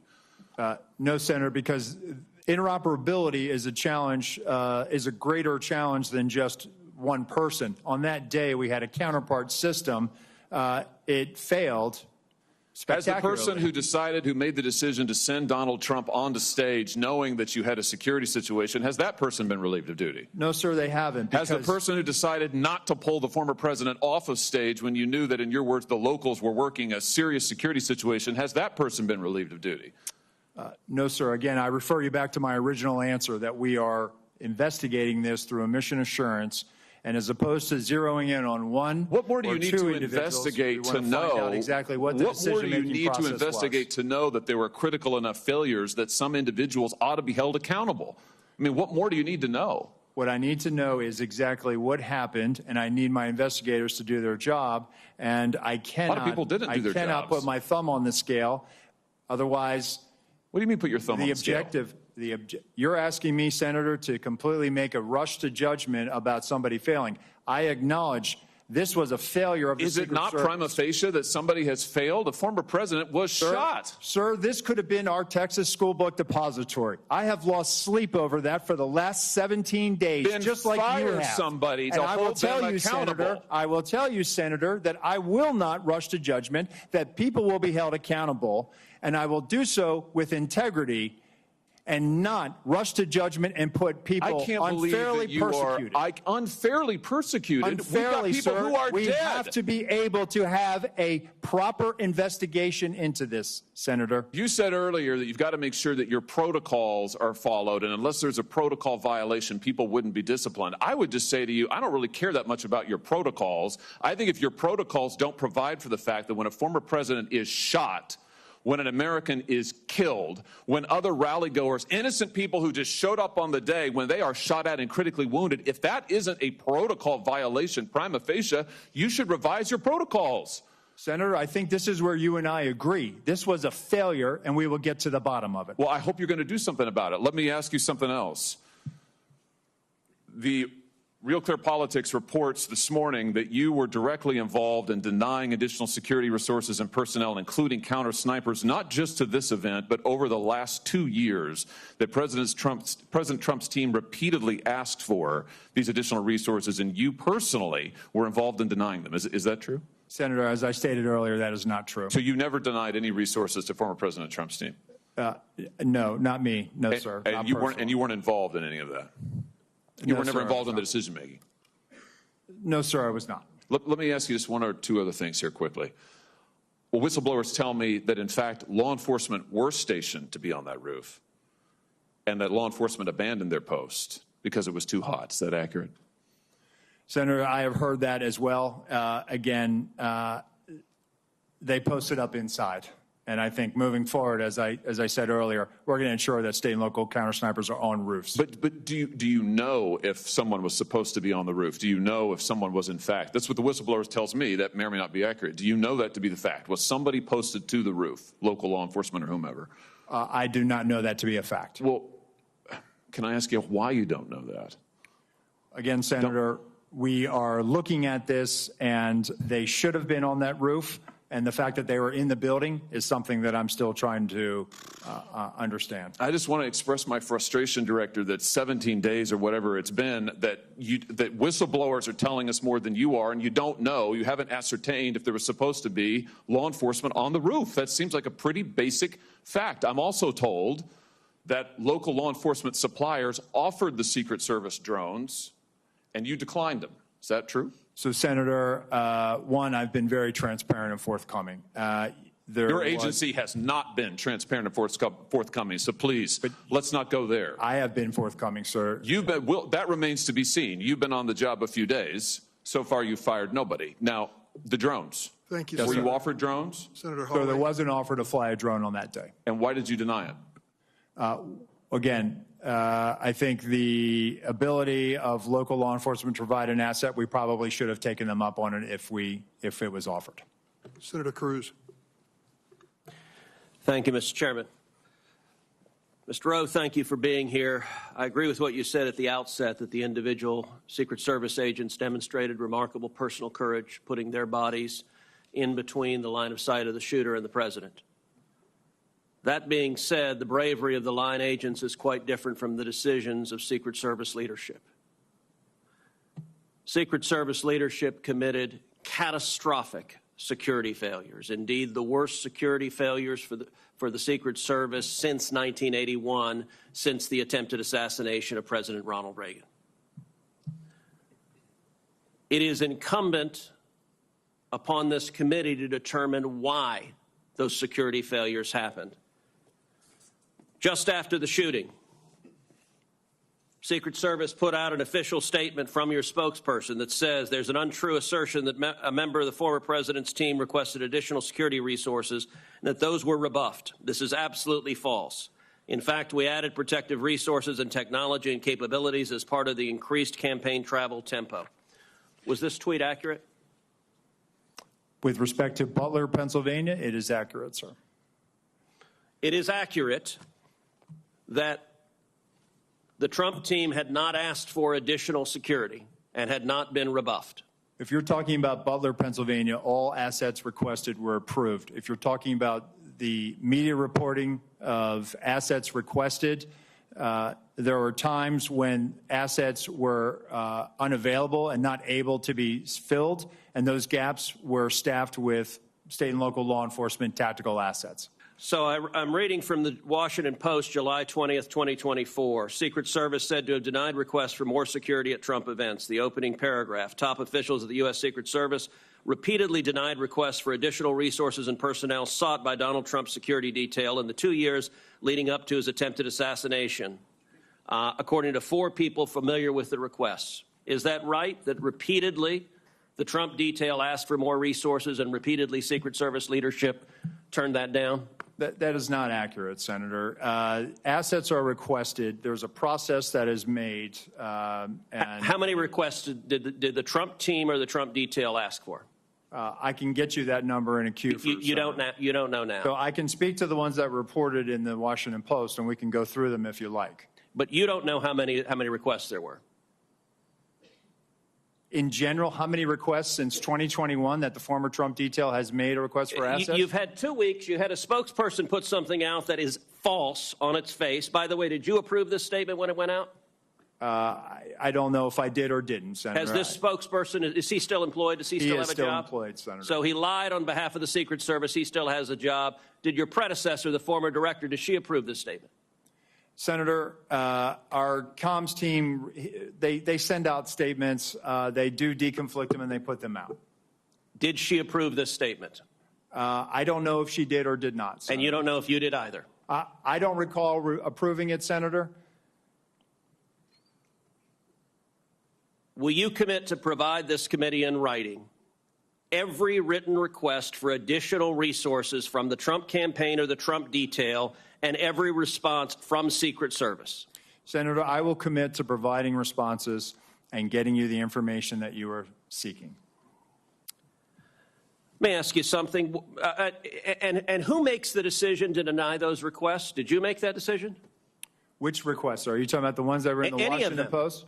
Yes. So the process, sir, is that a detail will make a request for either staffing, technical assets, that is handled between the field office and the detail. It goes up to a logistics office between our Okay, so there's a bureaucracy. Is there a decision maker? It's not a bureaucracy, Senator. Give me the it's a person process. that's a decision maker. Is there one? Senator, it's a conversation. It's not just an absolute yay or nay. So let me tell you what I believe. I believe that the Secret Service leadership made a political decision to deny these requests. And I think the Biden administration has been suffused with partisan politics. Did the same person who denied the request for additional security to President Trump also repeatedly deny the request for security to Robert F. Kennedy, Jr., whose father was murdered by an assassin and whose uncle was murdered by an assassin? Did the same person make that decision? Senator, what I will tell you is that Secret Service agents are not political. Okay, you're not answering my question. But you know what? Leadership appointed by the president, leadership appointed by the president is political. I have a simple question, yes or no. Did the same person deny the Trump request that also denied the RFK request? That's a yes or no question. Senator, that is not a yes or no question. One, There is a process for a candidate nominee to receive protection. Does the buck stop anywhere? Does the buck stop anywhere? Bipartisan process that the Hill participants. It's a bicameral, bipartisan process. What cameral? For a candidate, you are not a Congress. You don't have a cameral. Mr. Kennedy submitted a request that was referred over to the CPAC. Okay, you're refusing to answer the question. Let me ask, because the failures on that day were catastrophic. By the way, is it true that on the day of the Butler event that Secret Service transferred agent from President Trump to the First Lady? No, sir, that's not true. That's been widely reported. It's not true. There was one airport agent that actually went on the manpower request for the Trump detail. They handled the arrival at the airport What was the relative size of the Trump detail compared to the detail that is assigned to the President or the First Lady? Senator, the former president travels with a full shift, just like the president. So the exact same size? Is that your testimony, that President Trump had the same size detail that President Biden has? On the day of in Butler, the agents surrounding him, it is the same number of agents surrounding the president today. There is a difference between a sitting president who also not only Hold on, you're using president in a way that is not clear. Is it your testimony that in Butler, Pennsylvania, Donald Trump had the same number of agents protecting him that Joe Biden has at a comparable event? I'm telling you the shift, the close protection shift surrounding. That's yes what you or no? asked me, Senator, and I'm trying to answer it. You are not answering it. Is it the same number of agents or not? Senator, there is a difference between the sitting president of the United States. Then what's the difference? The difference? 2x, 3x, 5x, National 10x? Command Authority to launch a nuclear strike, sir. I'm not other assets how many more travel agents? with the president that Sir, the former president will you are not get. refusing to but answer the number straight. of Secret Service agents protecting him. Stop interrupting me. Go ahead, You Senator. are refusing to answer clear and direct questions. I am asking the relative difference in the number of agents between those assigned to Donald Trump and those assigned to Joe Biden. I'm not asking why you assign more to Joe Biden. I'm asking, is the difference, is it 2x? Is it 3x? Is it 5x? Is it 10x? Senator, I will get you that number so you can see it with your own eyes. Senator Marshall, you're recognized for your questions. Thank you, Mr. Chairman. Director Rowe, there was probably 10 buildings within sniper range of President Trump on that afternoon. Why was the building being used by the sniper not in the security zone? That's a question that I've asked, Senator. There was a decision that we were going to construct the site and it was going to maintain within the Butler Farm site, Butler Farm Show site. That building, that AGR, was right on the curtilage of our outer perimeter. And it's something that I, again, having been there and walked it, I had a hard time understanding. So there's no protocol that says anything within 300, 500 yards, direct line of the president, should be in or out of the security zone. There's not a protocol that describes that. So, Senator, what we try to do is we try to either control the high ground or mitigate line of sight concerns. Okay. You've stated that on multiple occasions, President Trump's team was denied more of a detail, more assets. Who denies that? Who is the person that denies that, generally speaking? So, Senator, there's a process. Again, there's a conversation had with the detail. There's got to be a buck stopping. There's got to be someone. Who is the person? Is it a level within the D.C. agencies? Is it someone in the Pittsburgh office? Who denies that? It has nothing to do with the Pittsburgh office, sir. It is a conversation between not only the detail, the field office, but also. I don't want to know the conversation. I want to know who makes the decision. The decision, sir, is it's our process between the Office of Protective Operations and the Office of Investigations. Is there a title for this position? It is called we affectionately call it the War Room, and it's where all of our logistics files into. So it's a room that makes the decision. It is a staffing and assignments officer. Okay. Is the Secret Service required to do a briefing with all entities of law enforcement involved in the event of the days leading up to the event and the day of the event? We do a police meeting, sir, where we start the initial. So it's required. Process. Is it required? Is it part of your standard operating procedure? The police meeting is what initiates the advance, and that is what is required. Was this meeting held on that day? The police meeting took place on the days prior to that. Do you have documents of that meeting actually happened? If we do, sir, I will get them to you. But you're saying that it did not happen on the day of the event. So I think what you're referring to is a briefing that the state and locals would have done with themselves. We did a briefing with our own folks. They briefed. When did you? Did your people meet with local law enforcement the day of the assassination attempt? Yes. Okay, and you realize that the local law enforcement says no, that that meeting never happened, and that's why we need to get these people in to talk to us, and this is why the FBI needs to be speaking up sooner than later and say that meeting did or didn't happen. Surely there's some type of documentation of that meeting one way or the other. Is there documentation of that meeting? So, Senator, I can tell you that our what you're referring to is the counter sniper team seconded to Butler ESU.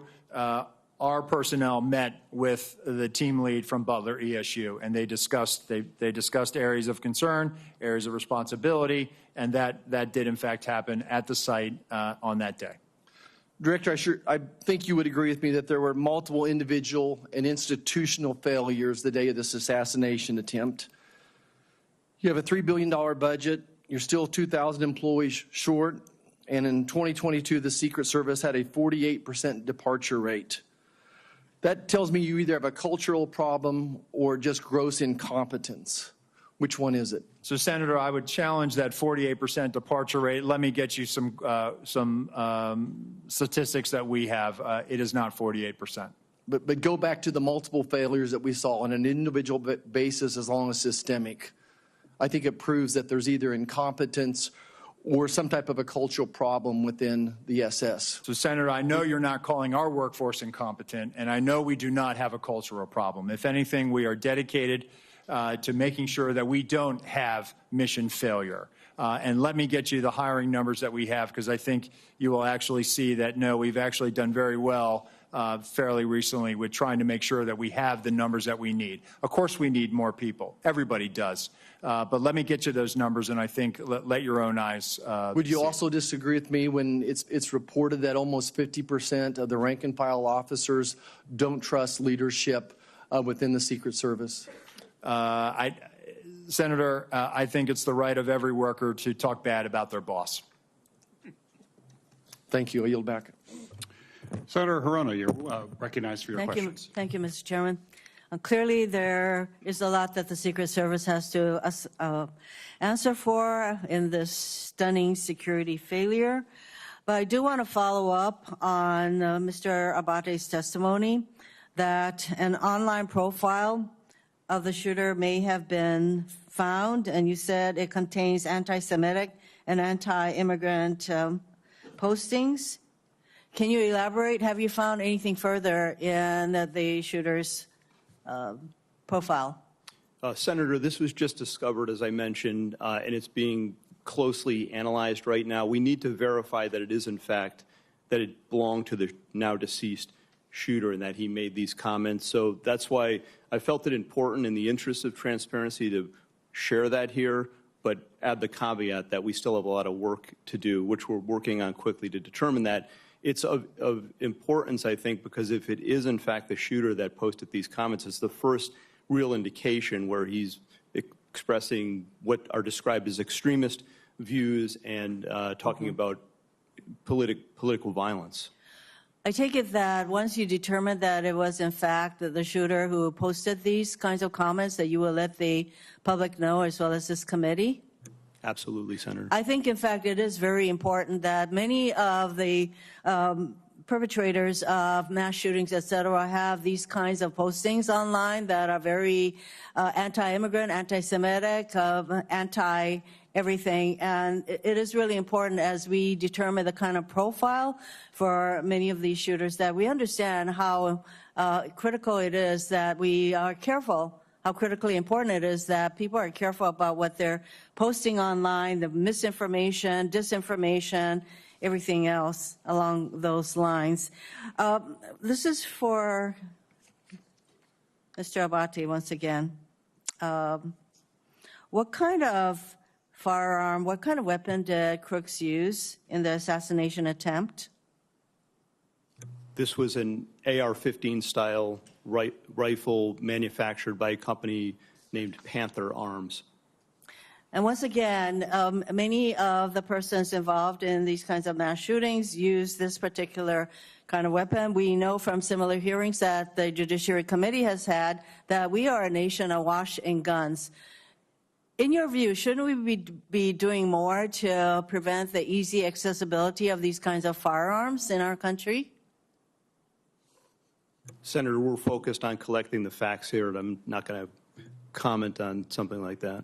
Well, I know that that there is a hesitancy to ask about firearms and all of that, and I should think that as a law enforcement person that you probably have some opinions along those lines, but you don't want to articulate what to many people in our country.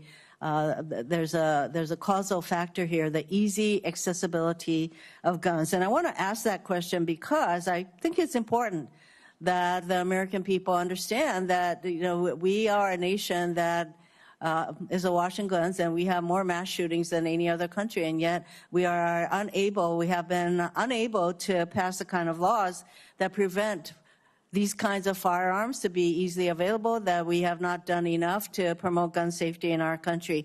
And Mr. Chairman, I wanted to articulate that as the elephant in the room that nobody wants to address, including apparently our law enforcement officers. I am disappointed in that, but obviously we have work to do to create a much safer environment and to prevent persons who have these kinds of ideological perspectives and who are, I would say, who have these kinds of profiles to have such easy accessibility to the kind of firearms that can cause mass death and destruction. Thank you, Mr. Chairman. Senator Langford, recognized for your questions. Chairman, thank you. Thank you to both of you for the testimony today. Director Rowe, future Vice President J.D. Vance was in my state this past week in Oklahoma City. I talked with some of the Secret Service folks that are there. They're doing a terrific job. I got a chance to be able to thank them personally for the tasks they're doing, and I know the Oklahoma folks in Secret Service, and they're very dedicated, incredibly sharp people on that team.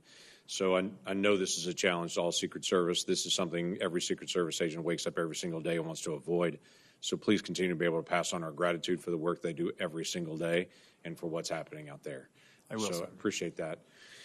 Mr. Bate, I want to ask you about some of the interviews that have happened. Y'all have done more than 400 interviews at this point. For the counter-sniper team that was local law enforcement that was on the second floor overlooking that rooftop, have they been interviewed at this point?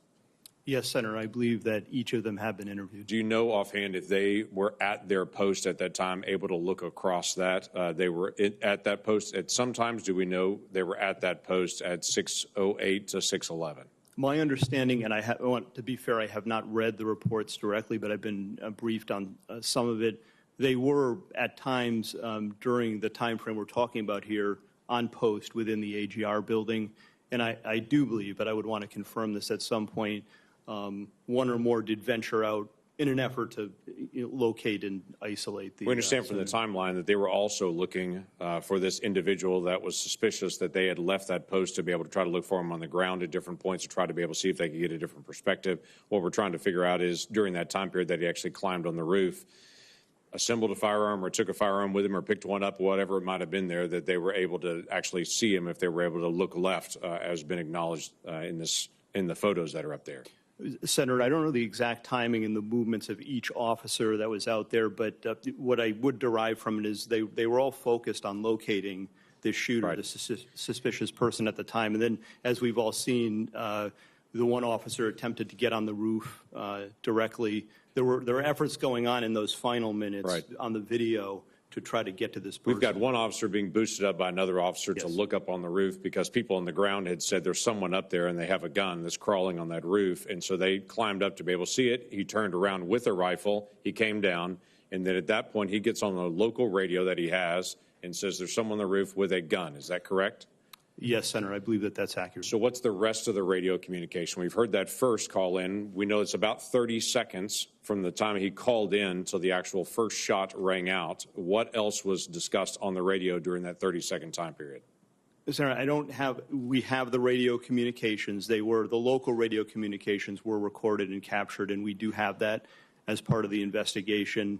The key points to me, that local officer communicating that he sees the individuals, he's armed, that's at about 6:11 in some seconds, I think it's 3 seconds, and then he identifies it as a long gun at about 6:11 and 11 seconds. And the shots, which all happen quickly together, I believe happened within probably 30 seconds. So we're talking about over the radio because there's a command center there. Yes. Where all radios, including the local, as they are all being listened to try to be able to review.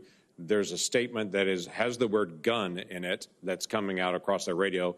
We only know that first communication. We don't know what came back and forth on that. We'd like to get transcripts of that conversation that was done in local law enforcement. But coming into that command center, there's also the word gun coming through one of the radio frequencies. I would think that would be communicated pretty quickly to everybody across the spectrum. 30 seconds is not long, but that's an NFL play plus a huddle plus the next play.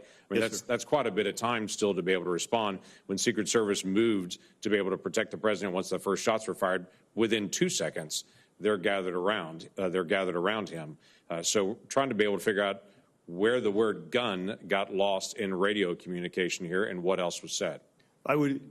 Certainly, we will share the communications with you and the committees, Senator. I will note, just from my notes, there was effort within those minutes and seconds once the gun was announced. There's other communications where the local police are talking about deploying a QRF and responding, and that they've got the building surrounded. So it's not an avoid. I don't want to give you the misimpression. Right, I understand, but typically, I would assume for Secret Service, if they hear over the radio over something gun, they're moving to be able to protect the detailee, the person they're protecting at that point, the protectee, that they're moving pretty quickly at that point if that's what's actually coming out.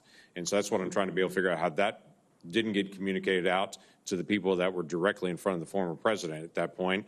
And the last question I'd have, I only have a second left, is just, was there any overhead drone? We've talked about counter drone, but any visibility that Secret Service had to be able to see the field and all the operation in their own ability? No, sir. And as was asked by another senator earlier, it appears that there was an offer by a state or local agency to fly a drone on our behalf, and I'm getting to the bottom as to why we turned that down. Okay. Thank you. Senator Kennedy, you're recognized for your questions. Thank you, Mr. Chairman. Mr. Abate, am I saying your name right? Yes, Senator, thank you. You are the Deputy Director of the FBI, is that correct? Yes, Senator. Is there any doubt in your mind or in the collective mind of the FBI that President Trump was shot in the ear by a bullet fired by the assassin crooks? Senator, there is absolutely no doubt in the FBI's mind whether former President Trump was hit with a bullet and wounded in the ear. No doubt, there never has been. Okay. I've been part of this investigation since the very beginning, and that has never been raised. You're sure? Yes. It wasn't a space laser? No. It wasn't a murder hornet? Absolutely not. It wasn't Sasquatch? No, Senator. It was a bullet? It was a bullet, Senator. 100%. Fired by crooks? Yes, sir. That hit President Trump in the ear and almost killed him? 100%, Senator. Okay. Glad we cleared that up. I don't want to get off the subject here. Did the FBI just settle 2 lawsuits, one wholly, one in part, in which the FBI agreed to give Peter Strzok $1.2 million and Ms. Lisa Page $800,000? It's my understanding, Senator, that the Department of Justice was involved in that, not the FBI. The FBI had nothing to do with it? There may have been consultation with our general counsel's office, but... Does the FBI have to sign off on it? I don't know the answer to that. I don't believe so, but I would want to confirm that. I would like you to... This would be the same Lisa Page who said to Mr. Strzok, quote, "Trump's not ever going to become president, right? Right?" To which Mr. Strzok said, quote, no, he won't. We will stop it. That's the Peter Strzok and Lisa Page I'm talking about. I need to know if the FBI signed off on this lawsuit. We will get that settlement. answer for you, Senator. And then I need to know who signed off on it. Did you sign off on it? I absolutely did not and would never sign off on something Did Chris like that. Wray sign off on it, the settlement? I don't believe he did. Okay. Did any, you don't know what? Nor do I think he would have. You need to let me know who signed off on this, if anyone at the FBI. So it was Merrick Garland who agreed to do this, is that right? I don't, Senator, I do not know. Well, hell, who somebody signed had off to on that. agree to it. I've settled a lawsuit before. The client's got to agree to it. You're the client. Understood. I'm gonna direct in to the Department of Justice to answer All right. those Get questions. me That's- that information if you would. Mr. Rowe, help me understand this. The assassin Crooks fired his first shot, as I understand it, at 6:12 p.m. He was about 150 yards away.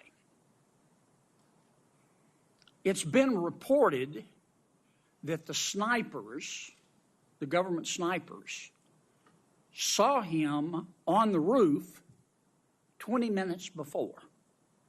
Not 2 minutes, 20 minutes before. Is that correct?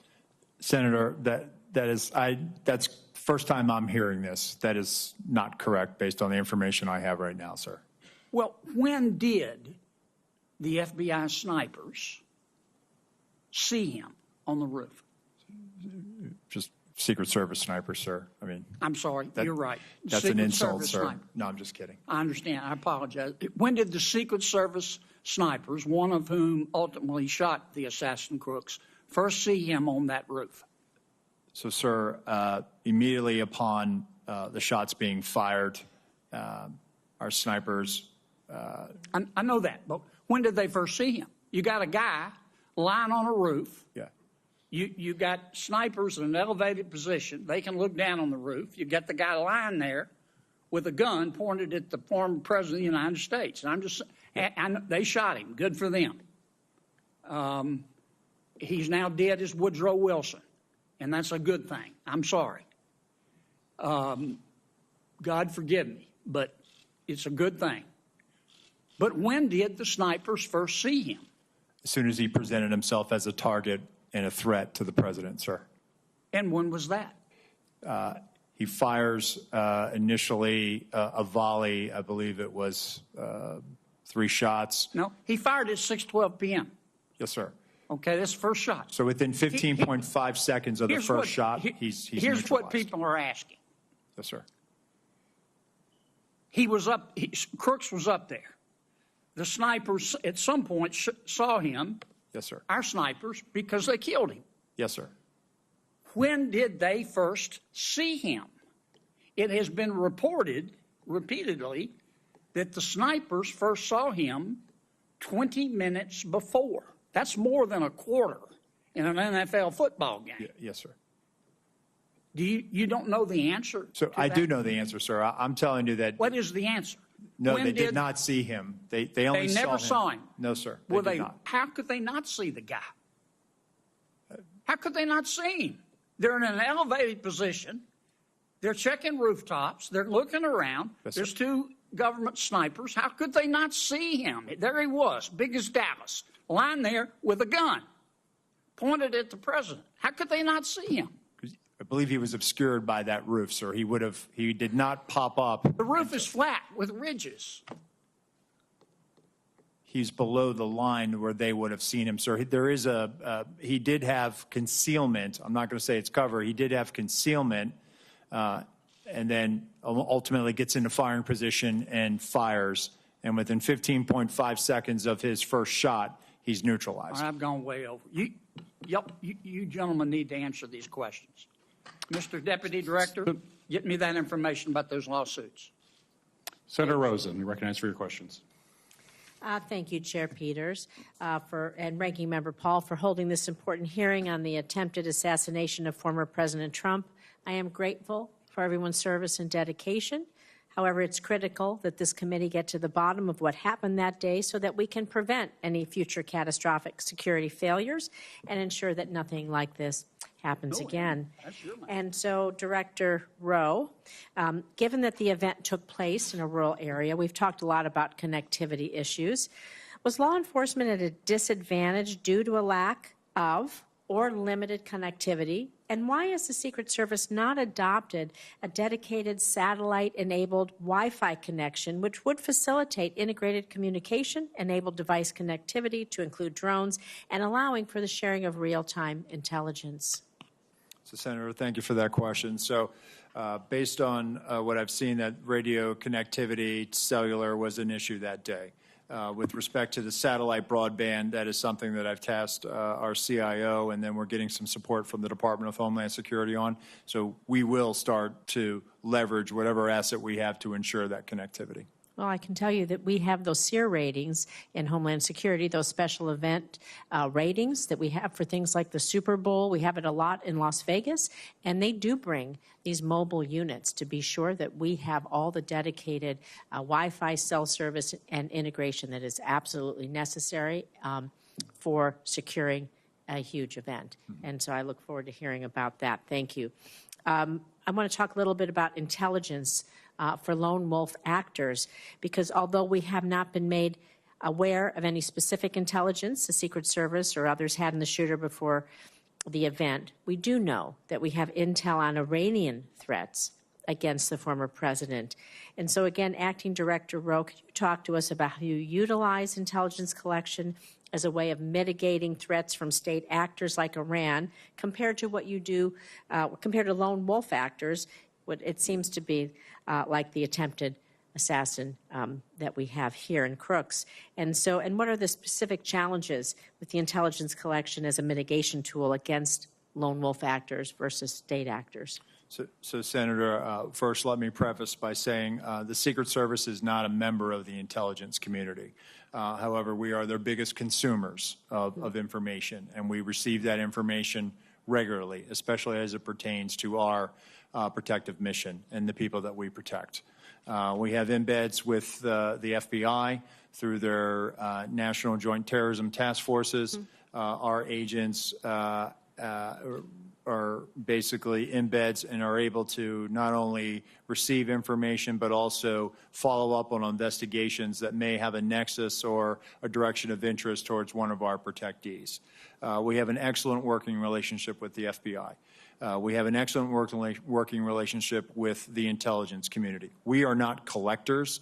We are consumers of finished analytic products that the intelligence community of the FBI produces. We ingest them, and then we use that to adjust our protective posture. And we do this daily, weekly, all of the time. And it's not only for protective for protectees, but also the events and sites that we protect on a permanent or temporary basis. With respect to largely a lot of the people that come to our attention, and in the case of the assailant, you know, to me, as I overlay him over top of, say, John Hinckley, who tried to shoot President Reagan, I see an individual based on information that I have now, some of the great work that the FBI has done. We have an individual who's a loner. We have an individual who was focused on Donald Trump and Joe Biden. Hinckley traveled the 80 campaign, and we know that he followed President Carter. It just, on March of '81, he happened to show up in Washington, D.C., and he saw an opportunity to try to attack President Reagan. So when it comes to the Secret Service, and 1981 was a watershed moment for us. We have people that are, for whatever reason, fixated on carrying out an attack against the President of the United States or one of our protectees. And in this instance, you have the assailant who was a loner. Obviously, he was researching. He had researched the Democratic National Convention. He had researched and Googled or used a search engine about the president, the former president. And so I think he had moved towards an idea that he was going to try to do something. And so when I look at this, We don't have a challenge with the FBI or the intelligence community. I think what we always try to wrestle with is trying to line up and see people as they're starting to head down a pathway towards violence. And it's something that we have spent a lot of time and resources in with our National Threat Assessment Center to try to gain a better understanding so that we can help our agents in the field as they're doing these protective intelligence cases and these investigations to be able to make a determination, is somebody generally a threat, or do they need mental health, or do they need some other type of service? Thank you. I appreciate that. My time's over. Thank you, Mr. Chairman. Thank you. Senator Cotton, you're recognized for your questions. At the outset, I want to express, as many members have, as President Trump did, the admiration and respect for the bravery and skill of the officers who were on site that day, Secret Service officers, as well as all the local law enforcement. As it happened, my 9-year-old son was watching with me that afternoon, and it was hard to get him to turn away from it. And he asked who all those men and women were who jumped on Mr. Trump. And I said, in layman's terms, those are his bodyguards. And he said, what are they doing? I said, they're protecting him from a bullet. And he said, actually? And I said, yes. He said, for real? And I said, yes. And it was hard for him to process that. But as a reminder, I told him that there are men and women in the Secret Service and law enforcement and the military who are willing to die for our country. And it's an important lesson, I think, that everyone should take away from this, that you had very brave men and women on the ground there who were doing their job to protect this country, to protect a former president and a nominee for president, as they do every day for so many other protectees. Obviously, there were failures in the planning and preparation for this event. Mr. Rowe, we've heard that the shooter had a golf rangefinder. Was that not on the list of prohibited items at an event like this? Currently, it is not on the list of prohibitive items, but we're going to make that change, Senator. John Kennedy can't get into an LSU football game with a flask. Yeah, I can. Well, he probably can, but he's not supposed to. It just seems like common sense that you don't need a laser rangefinder at an event like this. And it feels like that a lot of that was just the lack of common sense being exercised. Are officers not empowered on the front line to use common sense to say, like, if a guy has a laser rangefinder, he should be detained, or at least stopped and asked why he's carrying it around? If you have a building like this that's not secure from 150 meters away, someone, even the front line, lowest level, most junior officer, should be able to kind of like send up the red flag immediately and say, like, we need to halt everything right now and figure out what the hell is going on. I mean, do officers not feel empowered to use that kind of common sense? I would hope they would, Senator. I can tell you from our uniform division officers that run our magnetometer screening, they do a tremendous job. And even though something may or may not be on the prohibitive items list, they are well trained and they do exercise that good common sense. And you want this important message. Okay, I want every one of your officers all around the country to hear that their acting director wants them to exercise common sense. It doesn't have to be policy or protocol or procedure. They should exercise common sense. Thank you for that. So it was reported right before Ms. Cheadle's hearing last week that, in fact, President Trump's detail had requested more resources and those had been denied. She said that she did not deny those resources. You've testified this morning that you did not either. So who did? I mean, the Secret Service is not the post office. It's not this vast bureaucracy. Right. Like, I'm not surprised to hear that you knew the counter sniper. It's a small agency, and you have a lot of career officers. Like, surely you've gotten to the bottom by now of on whose desk this request landed and who denied it. So, Senator, sometimes when they make a request, they may not have the asset available. For example, there may be, instead of the detail may say, hey, we want 15 magnetometers. We'll look at it based on what the event size. We'll say, hey, listen, we're going to send 10 based on our protocols of screening so many. We have a flow rate of how many people we can put through. When it comes to a counter sniper or something like that, because I know that's been the subject of some media reporting where they have requested counter snipers. We do have a finite number of counter snipers. And so what we try to do is if we cannot fill that asset, and that's where we'll say, hey, we can't fill this assignment. However, through the field office, they will use local law enforcement resources. And so in those situations, For example, in the one that has been the subject of a lot of reporting with Pickens, South Carolina, they in fact did use local assets to be able to do that. And there were 3 counter-sniper teams. One of them was formerly with the Secret Service Uniform Division. And so they actually used the same practices that we use. So it's not that there was a drop in the capability. They actually used the best practices that we would use.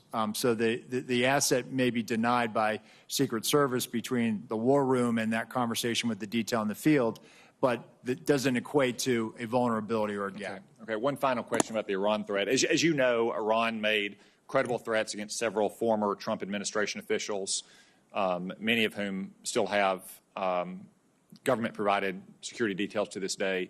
Ms. Cheadle removed Secret Service protection from Robert O'Brien last year. Were you involved in that decision? So, Senator, he was a memorandum protectee, meaning that the president authorized protection for him. We do not weigh in on who gets protection. Why, so you're still protecting some others. I won't reveal their names. You are still protecting others, and other personal security offices in the federal government are protecting others. Other officials don't reveal their names. Like who made the decision that Robert O'Brien no longer needed a security detail, despite Iran's ongoing credible threats? So I can tell you, sir, it wasn't the Secret Service. We don't factor into that decision. Can you take a look at why that happened now that you're in charge, and consider the possibility that he might still need that protection, given all of his counterparts in the Trump administration still have protection? I will do so, Senator. Go ahead.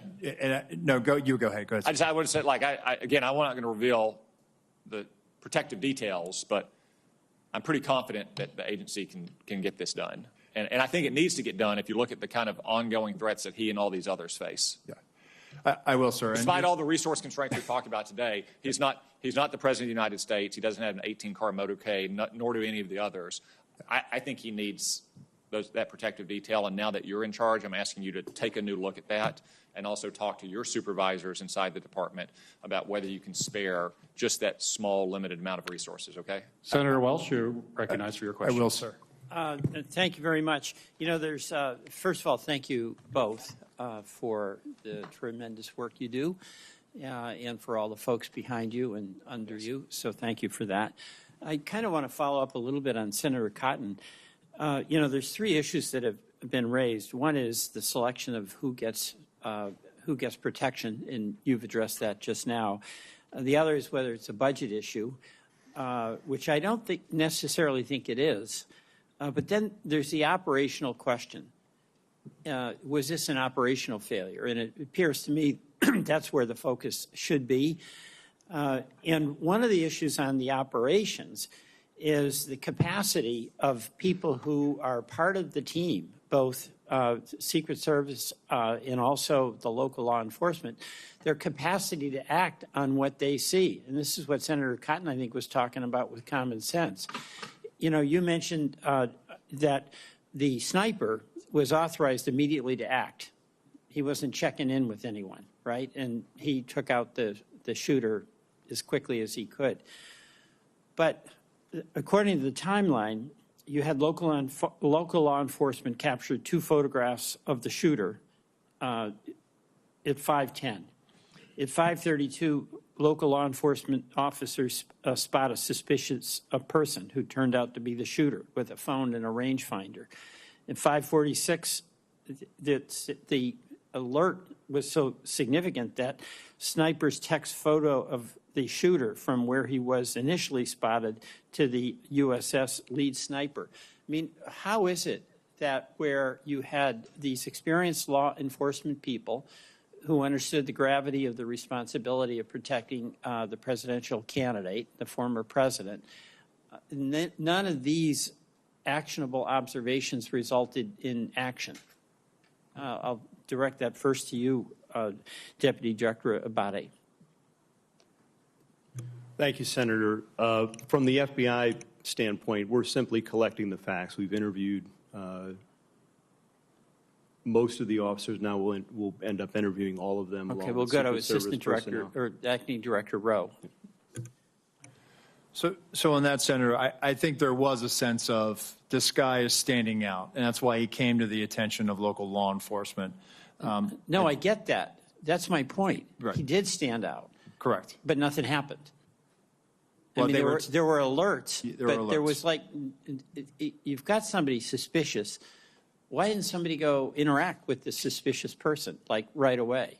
And they were attempting to locate him. I can't answer that question as to why, if they took a picture of him and they thought he was unusual, suspicious, not acting normal, why there wasn't. And I think, again, there was probably an assumption on the part of that officer that took that picture that, oh, some uniform or somebody will go eventually and walk up to this. Well, see, that's what seems like an operational failure. Somebody else will do it. So is the responsibility of an officer to alert some other officer that they think somebody might be suspicious, or the first officer who sees a suspicious person can take the next step to actually engage that person or talk to someone very, very close to it and say engage that person?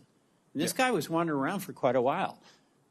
He was. I can't put myself in the mind of that officer. I'm not asking you to do that. I'm asking, this is operationally, how does the process work? Okay, so that is the job of the leaders as opposed to the officers. Are they empowered to act immediately upon the observation of someone who looks very suspicious, particularly when they've got the rangefinder, they're in a place where it really wasn't about seeing the rally. It was, as we see, it was a place where you get a good view of former President Trump.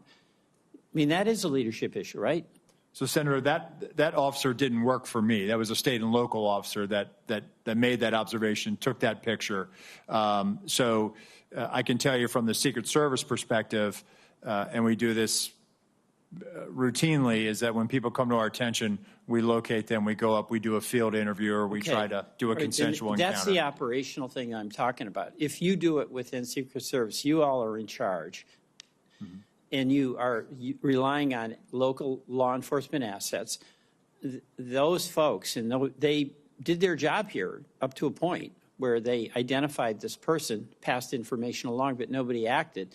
The empowerment to that local officer, I would think, has to come, be transmitted through the Secret Service, maybe in the earlier briefings, but, where you say, folks, you see somebody suspicious, you engage that suspicious person. I don't disagree, Senator, and it goes back to my comments at the beginning of the hearing that we need to be very direct to our local law enforcement counterparts so that they understand exactly what their expectations are. I yield back. Thank you very much, Mr. Chairman. Thank you. Senator Tillis, you're recognized for your questions. Thank you, Mr. Chairman. Mr. Abate, Mr. Rowe, thank you for being here. Mr. Rowe, do you have a picture? I was watching your testimony earlier. Do you have a photograph of the vantage point from the Secret Service snipers? I do. I believe that's C. And there were two, is that correct? Yes, sir. Stage left and stage right. Okay. And I don't know if you have a vantage point of both of them or not. I know you had one for the one who ultimately shot the. That's the vantage point of the sniper who neutralized the assailant. Okay. Well, is it a similar vantage point for the other? Would they have also been impaired in terms of actually seeing him until he popped his head up? So the sniper on the stage right side, Senator, they had an obstructed view because of that tree. They had an obstructed view. Okay. Yeah. So the one thing, this discussion that I don't believe that a sniper saw someone on the roof 20 minutes before just doesn't make sense to me. It sounds like the one who took the shot probably saw him for the first time about a split second before he pulled the trigger. Is that? That's my assessment, Senator. Well, first off, I'd like to clarify the requests that have been made of a lot of people so that we get the information in a good form. I think it would be helpful, at least all the way back to, I think, November 5th of 2022, I believe, when President Trump announced that he was running for re-election. I think it'd be helpful if we could just get a matrix of any request for additional security, the resolution of that request. Was it honored? Was it denied? Was it downsized? If you could give us that, I think that that's going to be the best way versus giving us mounds and mounds of paper. If you can do that, I know you're looking at the same thing. I've heard from you that any subsequent requests for field requests are being honored. I believe that that's true. Is that your testimony? Yes, sir. Okay, thank you. I'm more worried about the 24 to 30 seconds between the time I believe local law enforcement officer was hoisted on the shoulders of another police officer, saw a person armed less than 200 yards away from the president, who I believe jumped down. What happened in those 24 or 30 seconds? I mean, obviously, there's no such thing as a panic button. You know, the first thing you'd think is you hit panic, you cover the president, get him off stage. None of that happened. What happened? Is it just did I hear a text message? What actually happened in the 30 seconds where a law enforcement officer knew that a gun was pointed in the direction of the president from a fairly short range? What actually did those folks who did have knowledge of exactly what was happening and could probably infer what was about to happen, what did they do? And Mr. Abate or Mr. Rowe, either one, based on your interviews. Thank you, Senator. From the interviews, you know, the officers in the immediate vicinity were operating with urgency at that point to get to this person, but he was on the roof. The officer who had looked over the edge, based on what I've been told, the shooter turned toward him with the rifle. That's what the officer observed. So he was under threat himself in that second. So he had to retreat and step down and get back to the ground in order to protect himself and keep him safe from potential rifle fire. But once he got to the ground, along with the other officers, there were Butler County local officers, Pennsylvania State Police. They were moving around trying to find someone to get to this guy. We've got an operational problem here because we had more than 20 seconds to have somehow cut through all the crap and the communications, whatever impediments there were, have to be removed. I mean, it's pretty clear to me. First off, that law enforcement officer, I love law enforcement. I wear the back of the blue pin every day. They do great work. Secret Service did phenomenal work on the stage. But they failed because their job is to protect the public. And they needed to put themselves in harm's way to stop him. Now, I'll let the interviews go through, but there was a massive failure. There were at least 2 law enforcement officers that knew a guy was about to pull the trigger at the president. And, you know, I'm just not really happy with the fact that we couldn't have communicated, covered President Trump, and tried to secure the situation. I'm going to let the investigation go through, but I think it's go forward. I think it's very important to point out that we can't let a scenario go in the future where 20 seconds can lapse when a law enforcement officer within 2 football fields of a former president of the United States has material knowledge that somebody's about to get shot at on stage, and we don't have instantaneous response. You know, in the old days, maybe you just shoot a gun in the air. I know for a lot of reasons why they didn't do that, but there had to be some way to actually diffuse that situation. It didn't happen on July the 13th. I just want to end by saying, Mr. Rowe, I think you've been forthcoming in your answers. I know you're frustrated. I've seen you twice now. You're clearly embarrassed by what happened. You don't think there's any reasonable explanation. And to my colleagues who are worried about communications, they should spend time in their local government and state legislatures to understand just how bad communication is between law enforcement and first responders. We need to invest in this infrastructure. That was also a part of the failure. But if you can please get to me and get to this committee a chronology of requests, accepted, denied, and the reasons for, I think that's going to be very helpful. I will, Senator. Thank you. Thank you. Senator Blackburn, you're recognized for your questions. Thank you, Mr. Chairman. Thank you to each of you for your patience and for being here today. Director Rowe, I want to come to you first because a counter sniper has decided to speak out about the culture at your agency, and I think it is very telling. And he sent an email, and I'm going to quote from that. If this agency needs to change, and if not now, when? The next assassination in 30 days? But here's what I want to talk with you about, because in this email, he says, and I'm quoting again, the motto of the USSS is CYA. And every supervisor is doing it now. That's the end of his quote. So you're the guy in charge. And you're one of those supervisors. You've been a career guy there at the Secret Service. The public has lost trust in the ability to execute the mission, to protect. And I want to know how you feel about the fact that employees in your agency are worried about covering their behind and not worried about protecting a former president. Thank you, Senator. So I'm hurt by that email, but not in the way you think I'm saying it. I'm hurt because my people are hurting right now.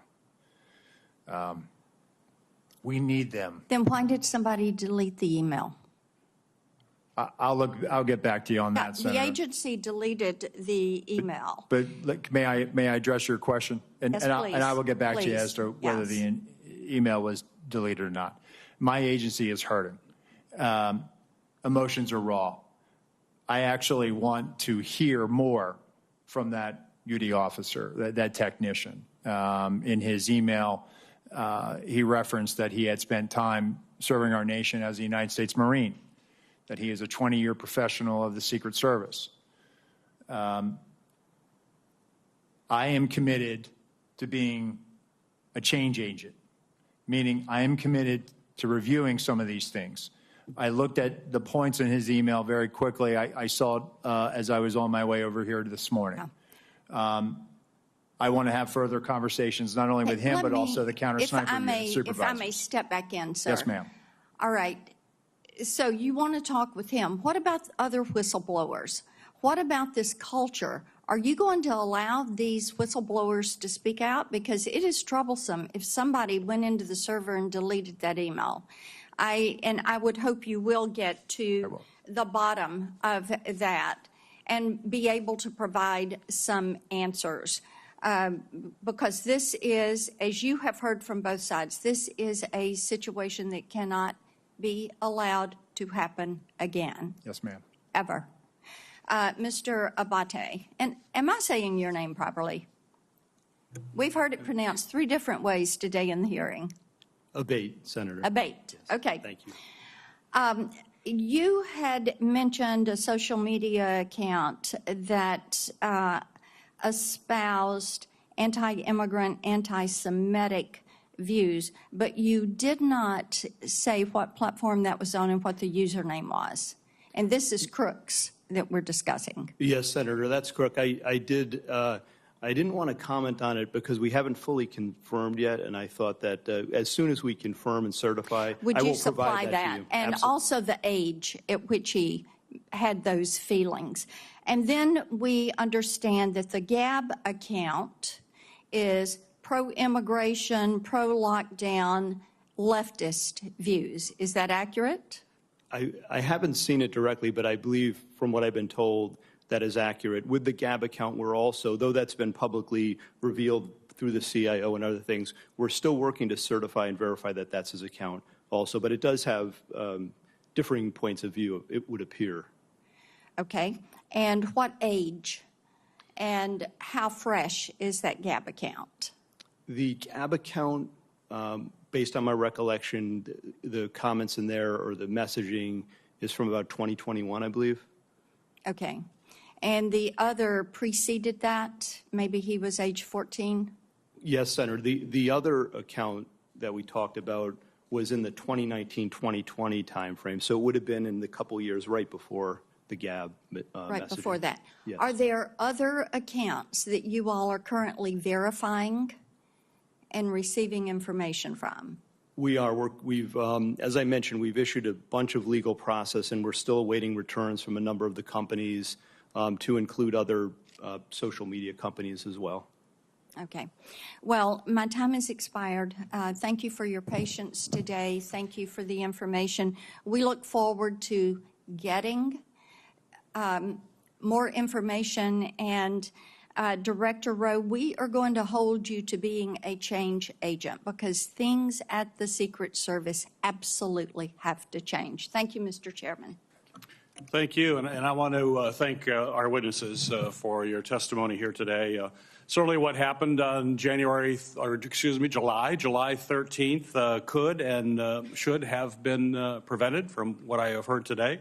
I'm certainly grateful to our witnesses for their candid answers and for helping to provide additional clarity and new information about the circumstances surrounding this attack.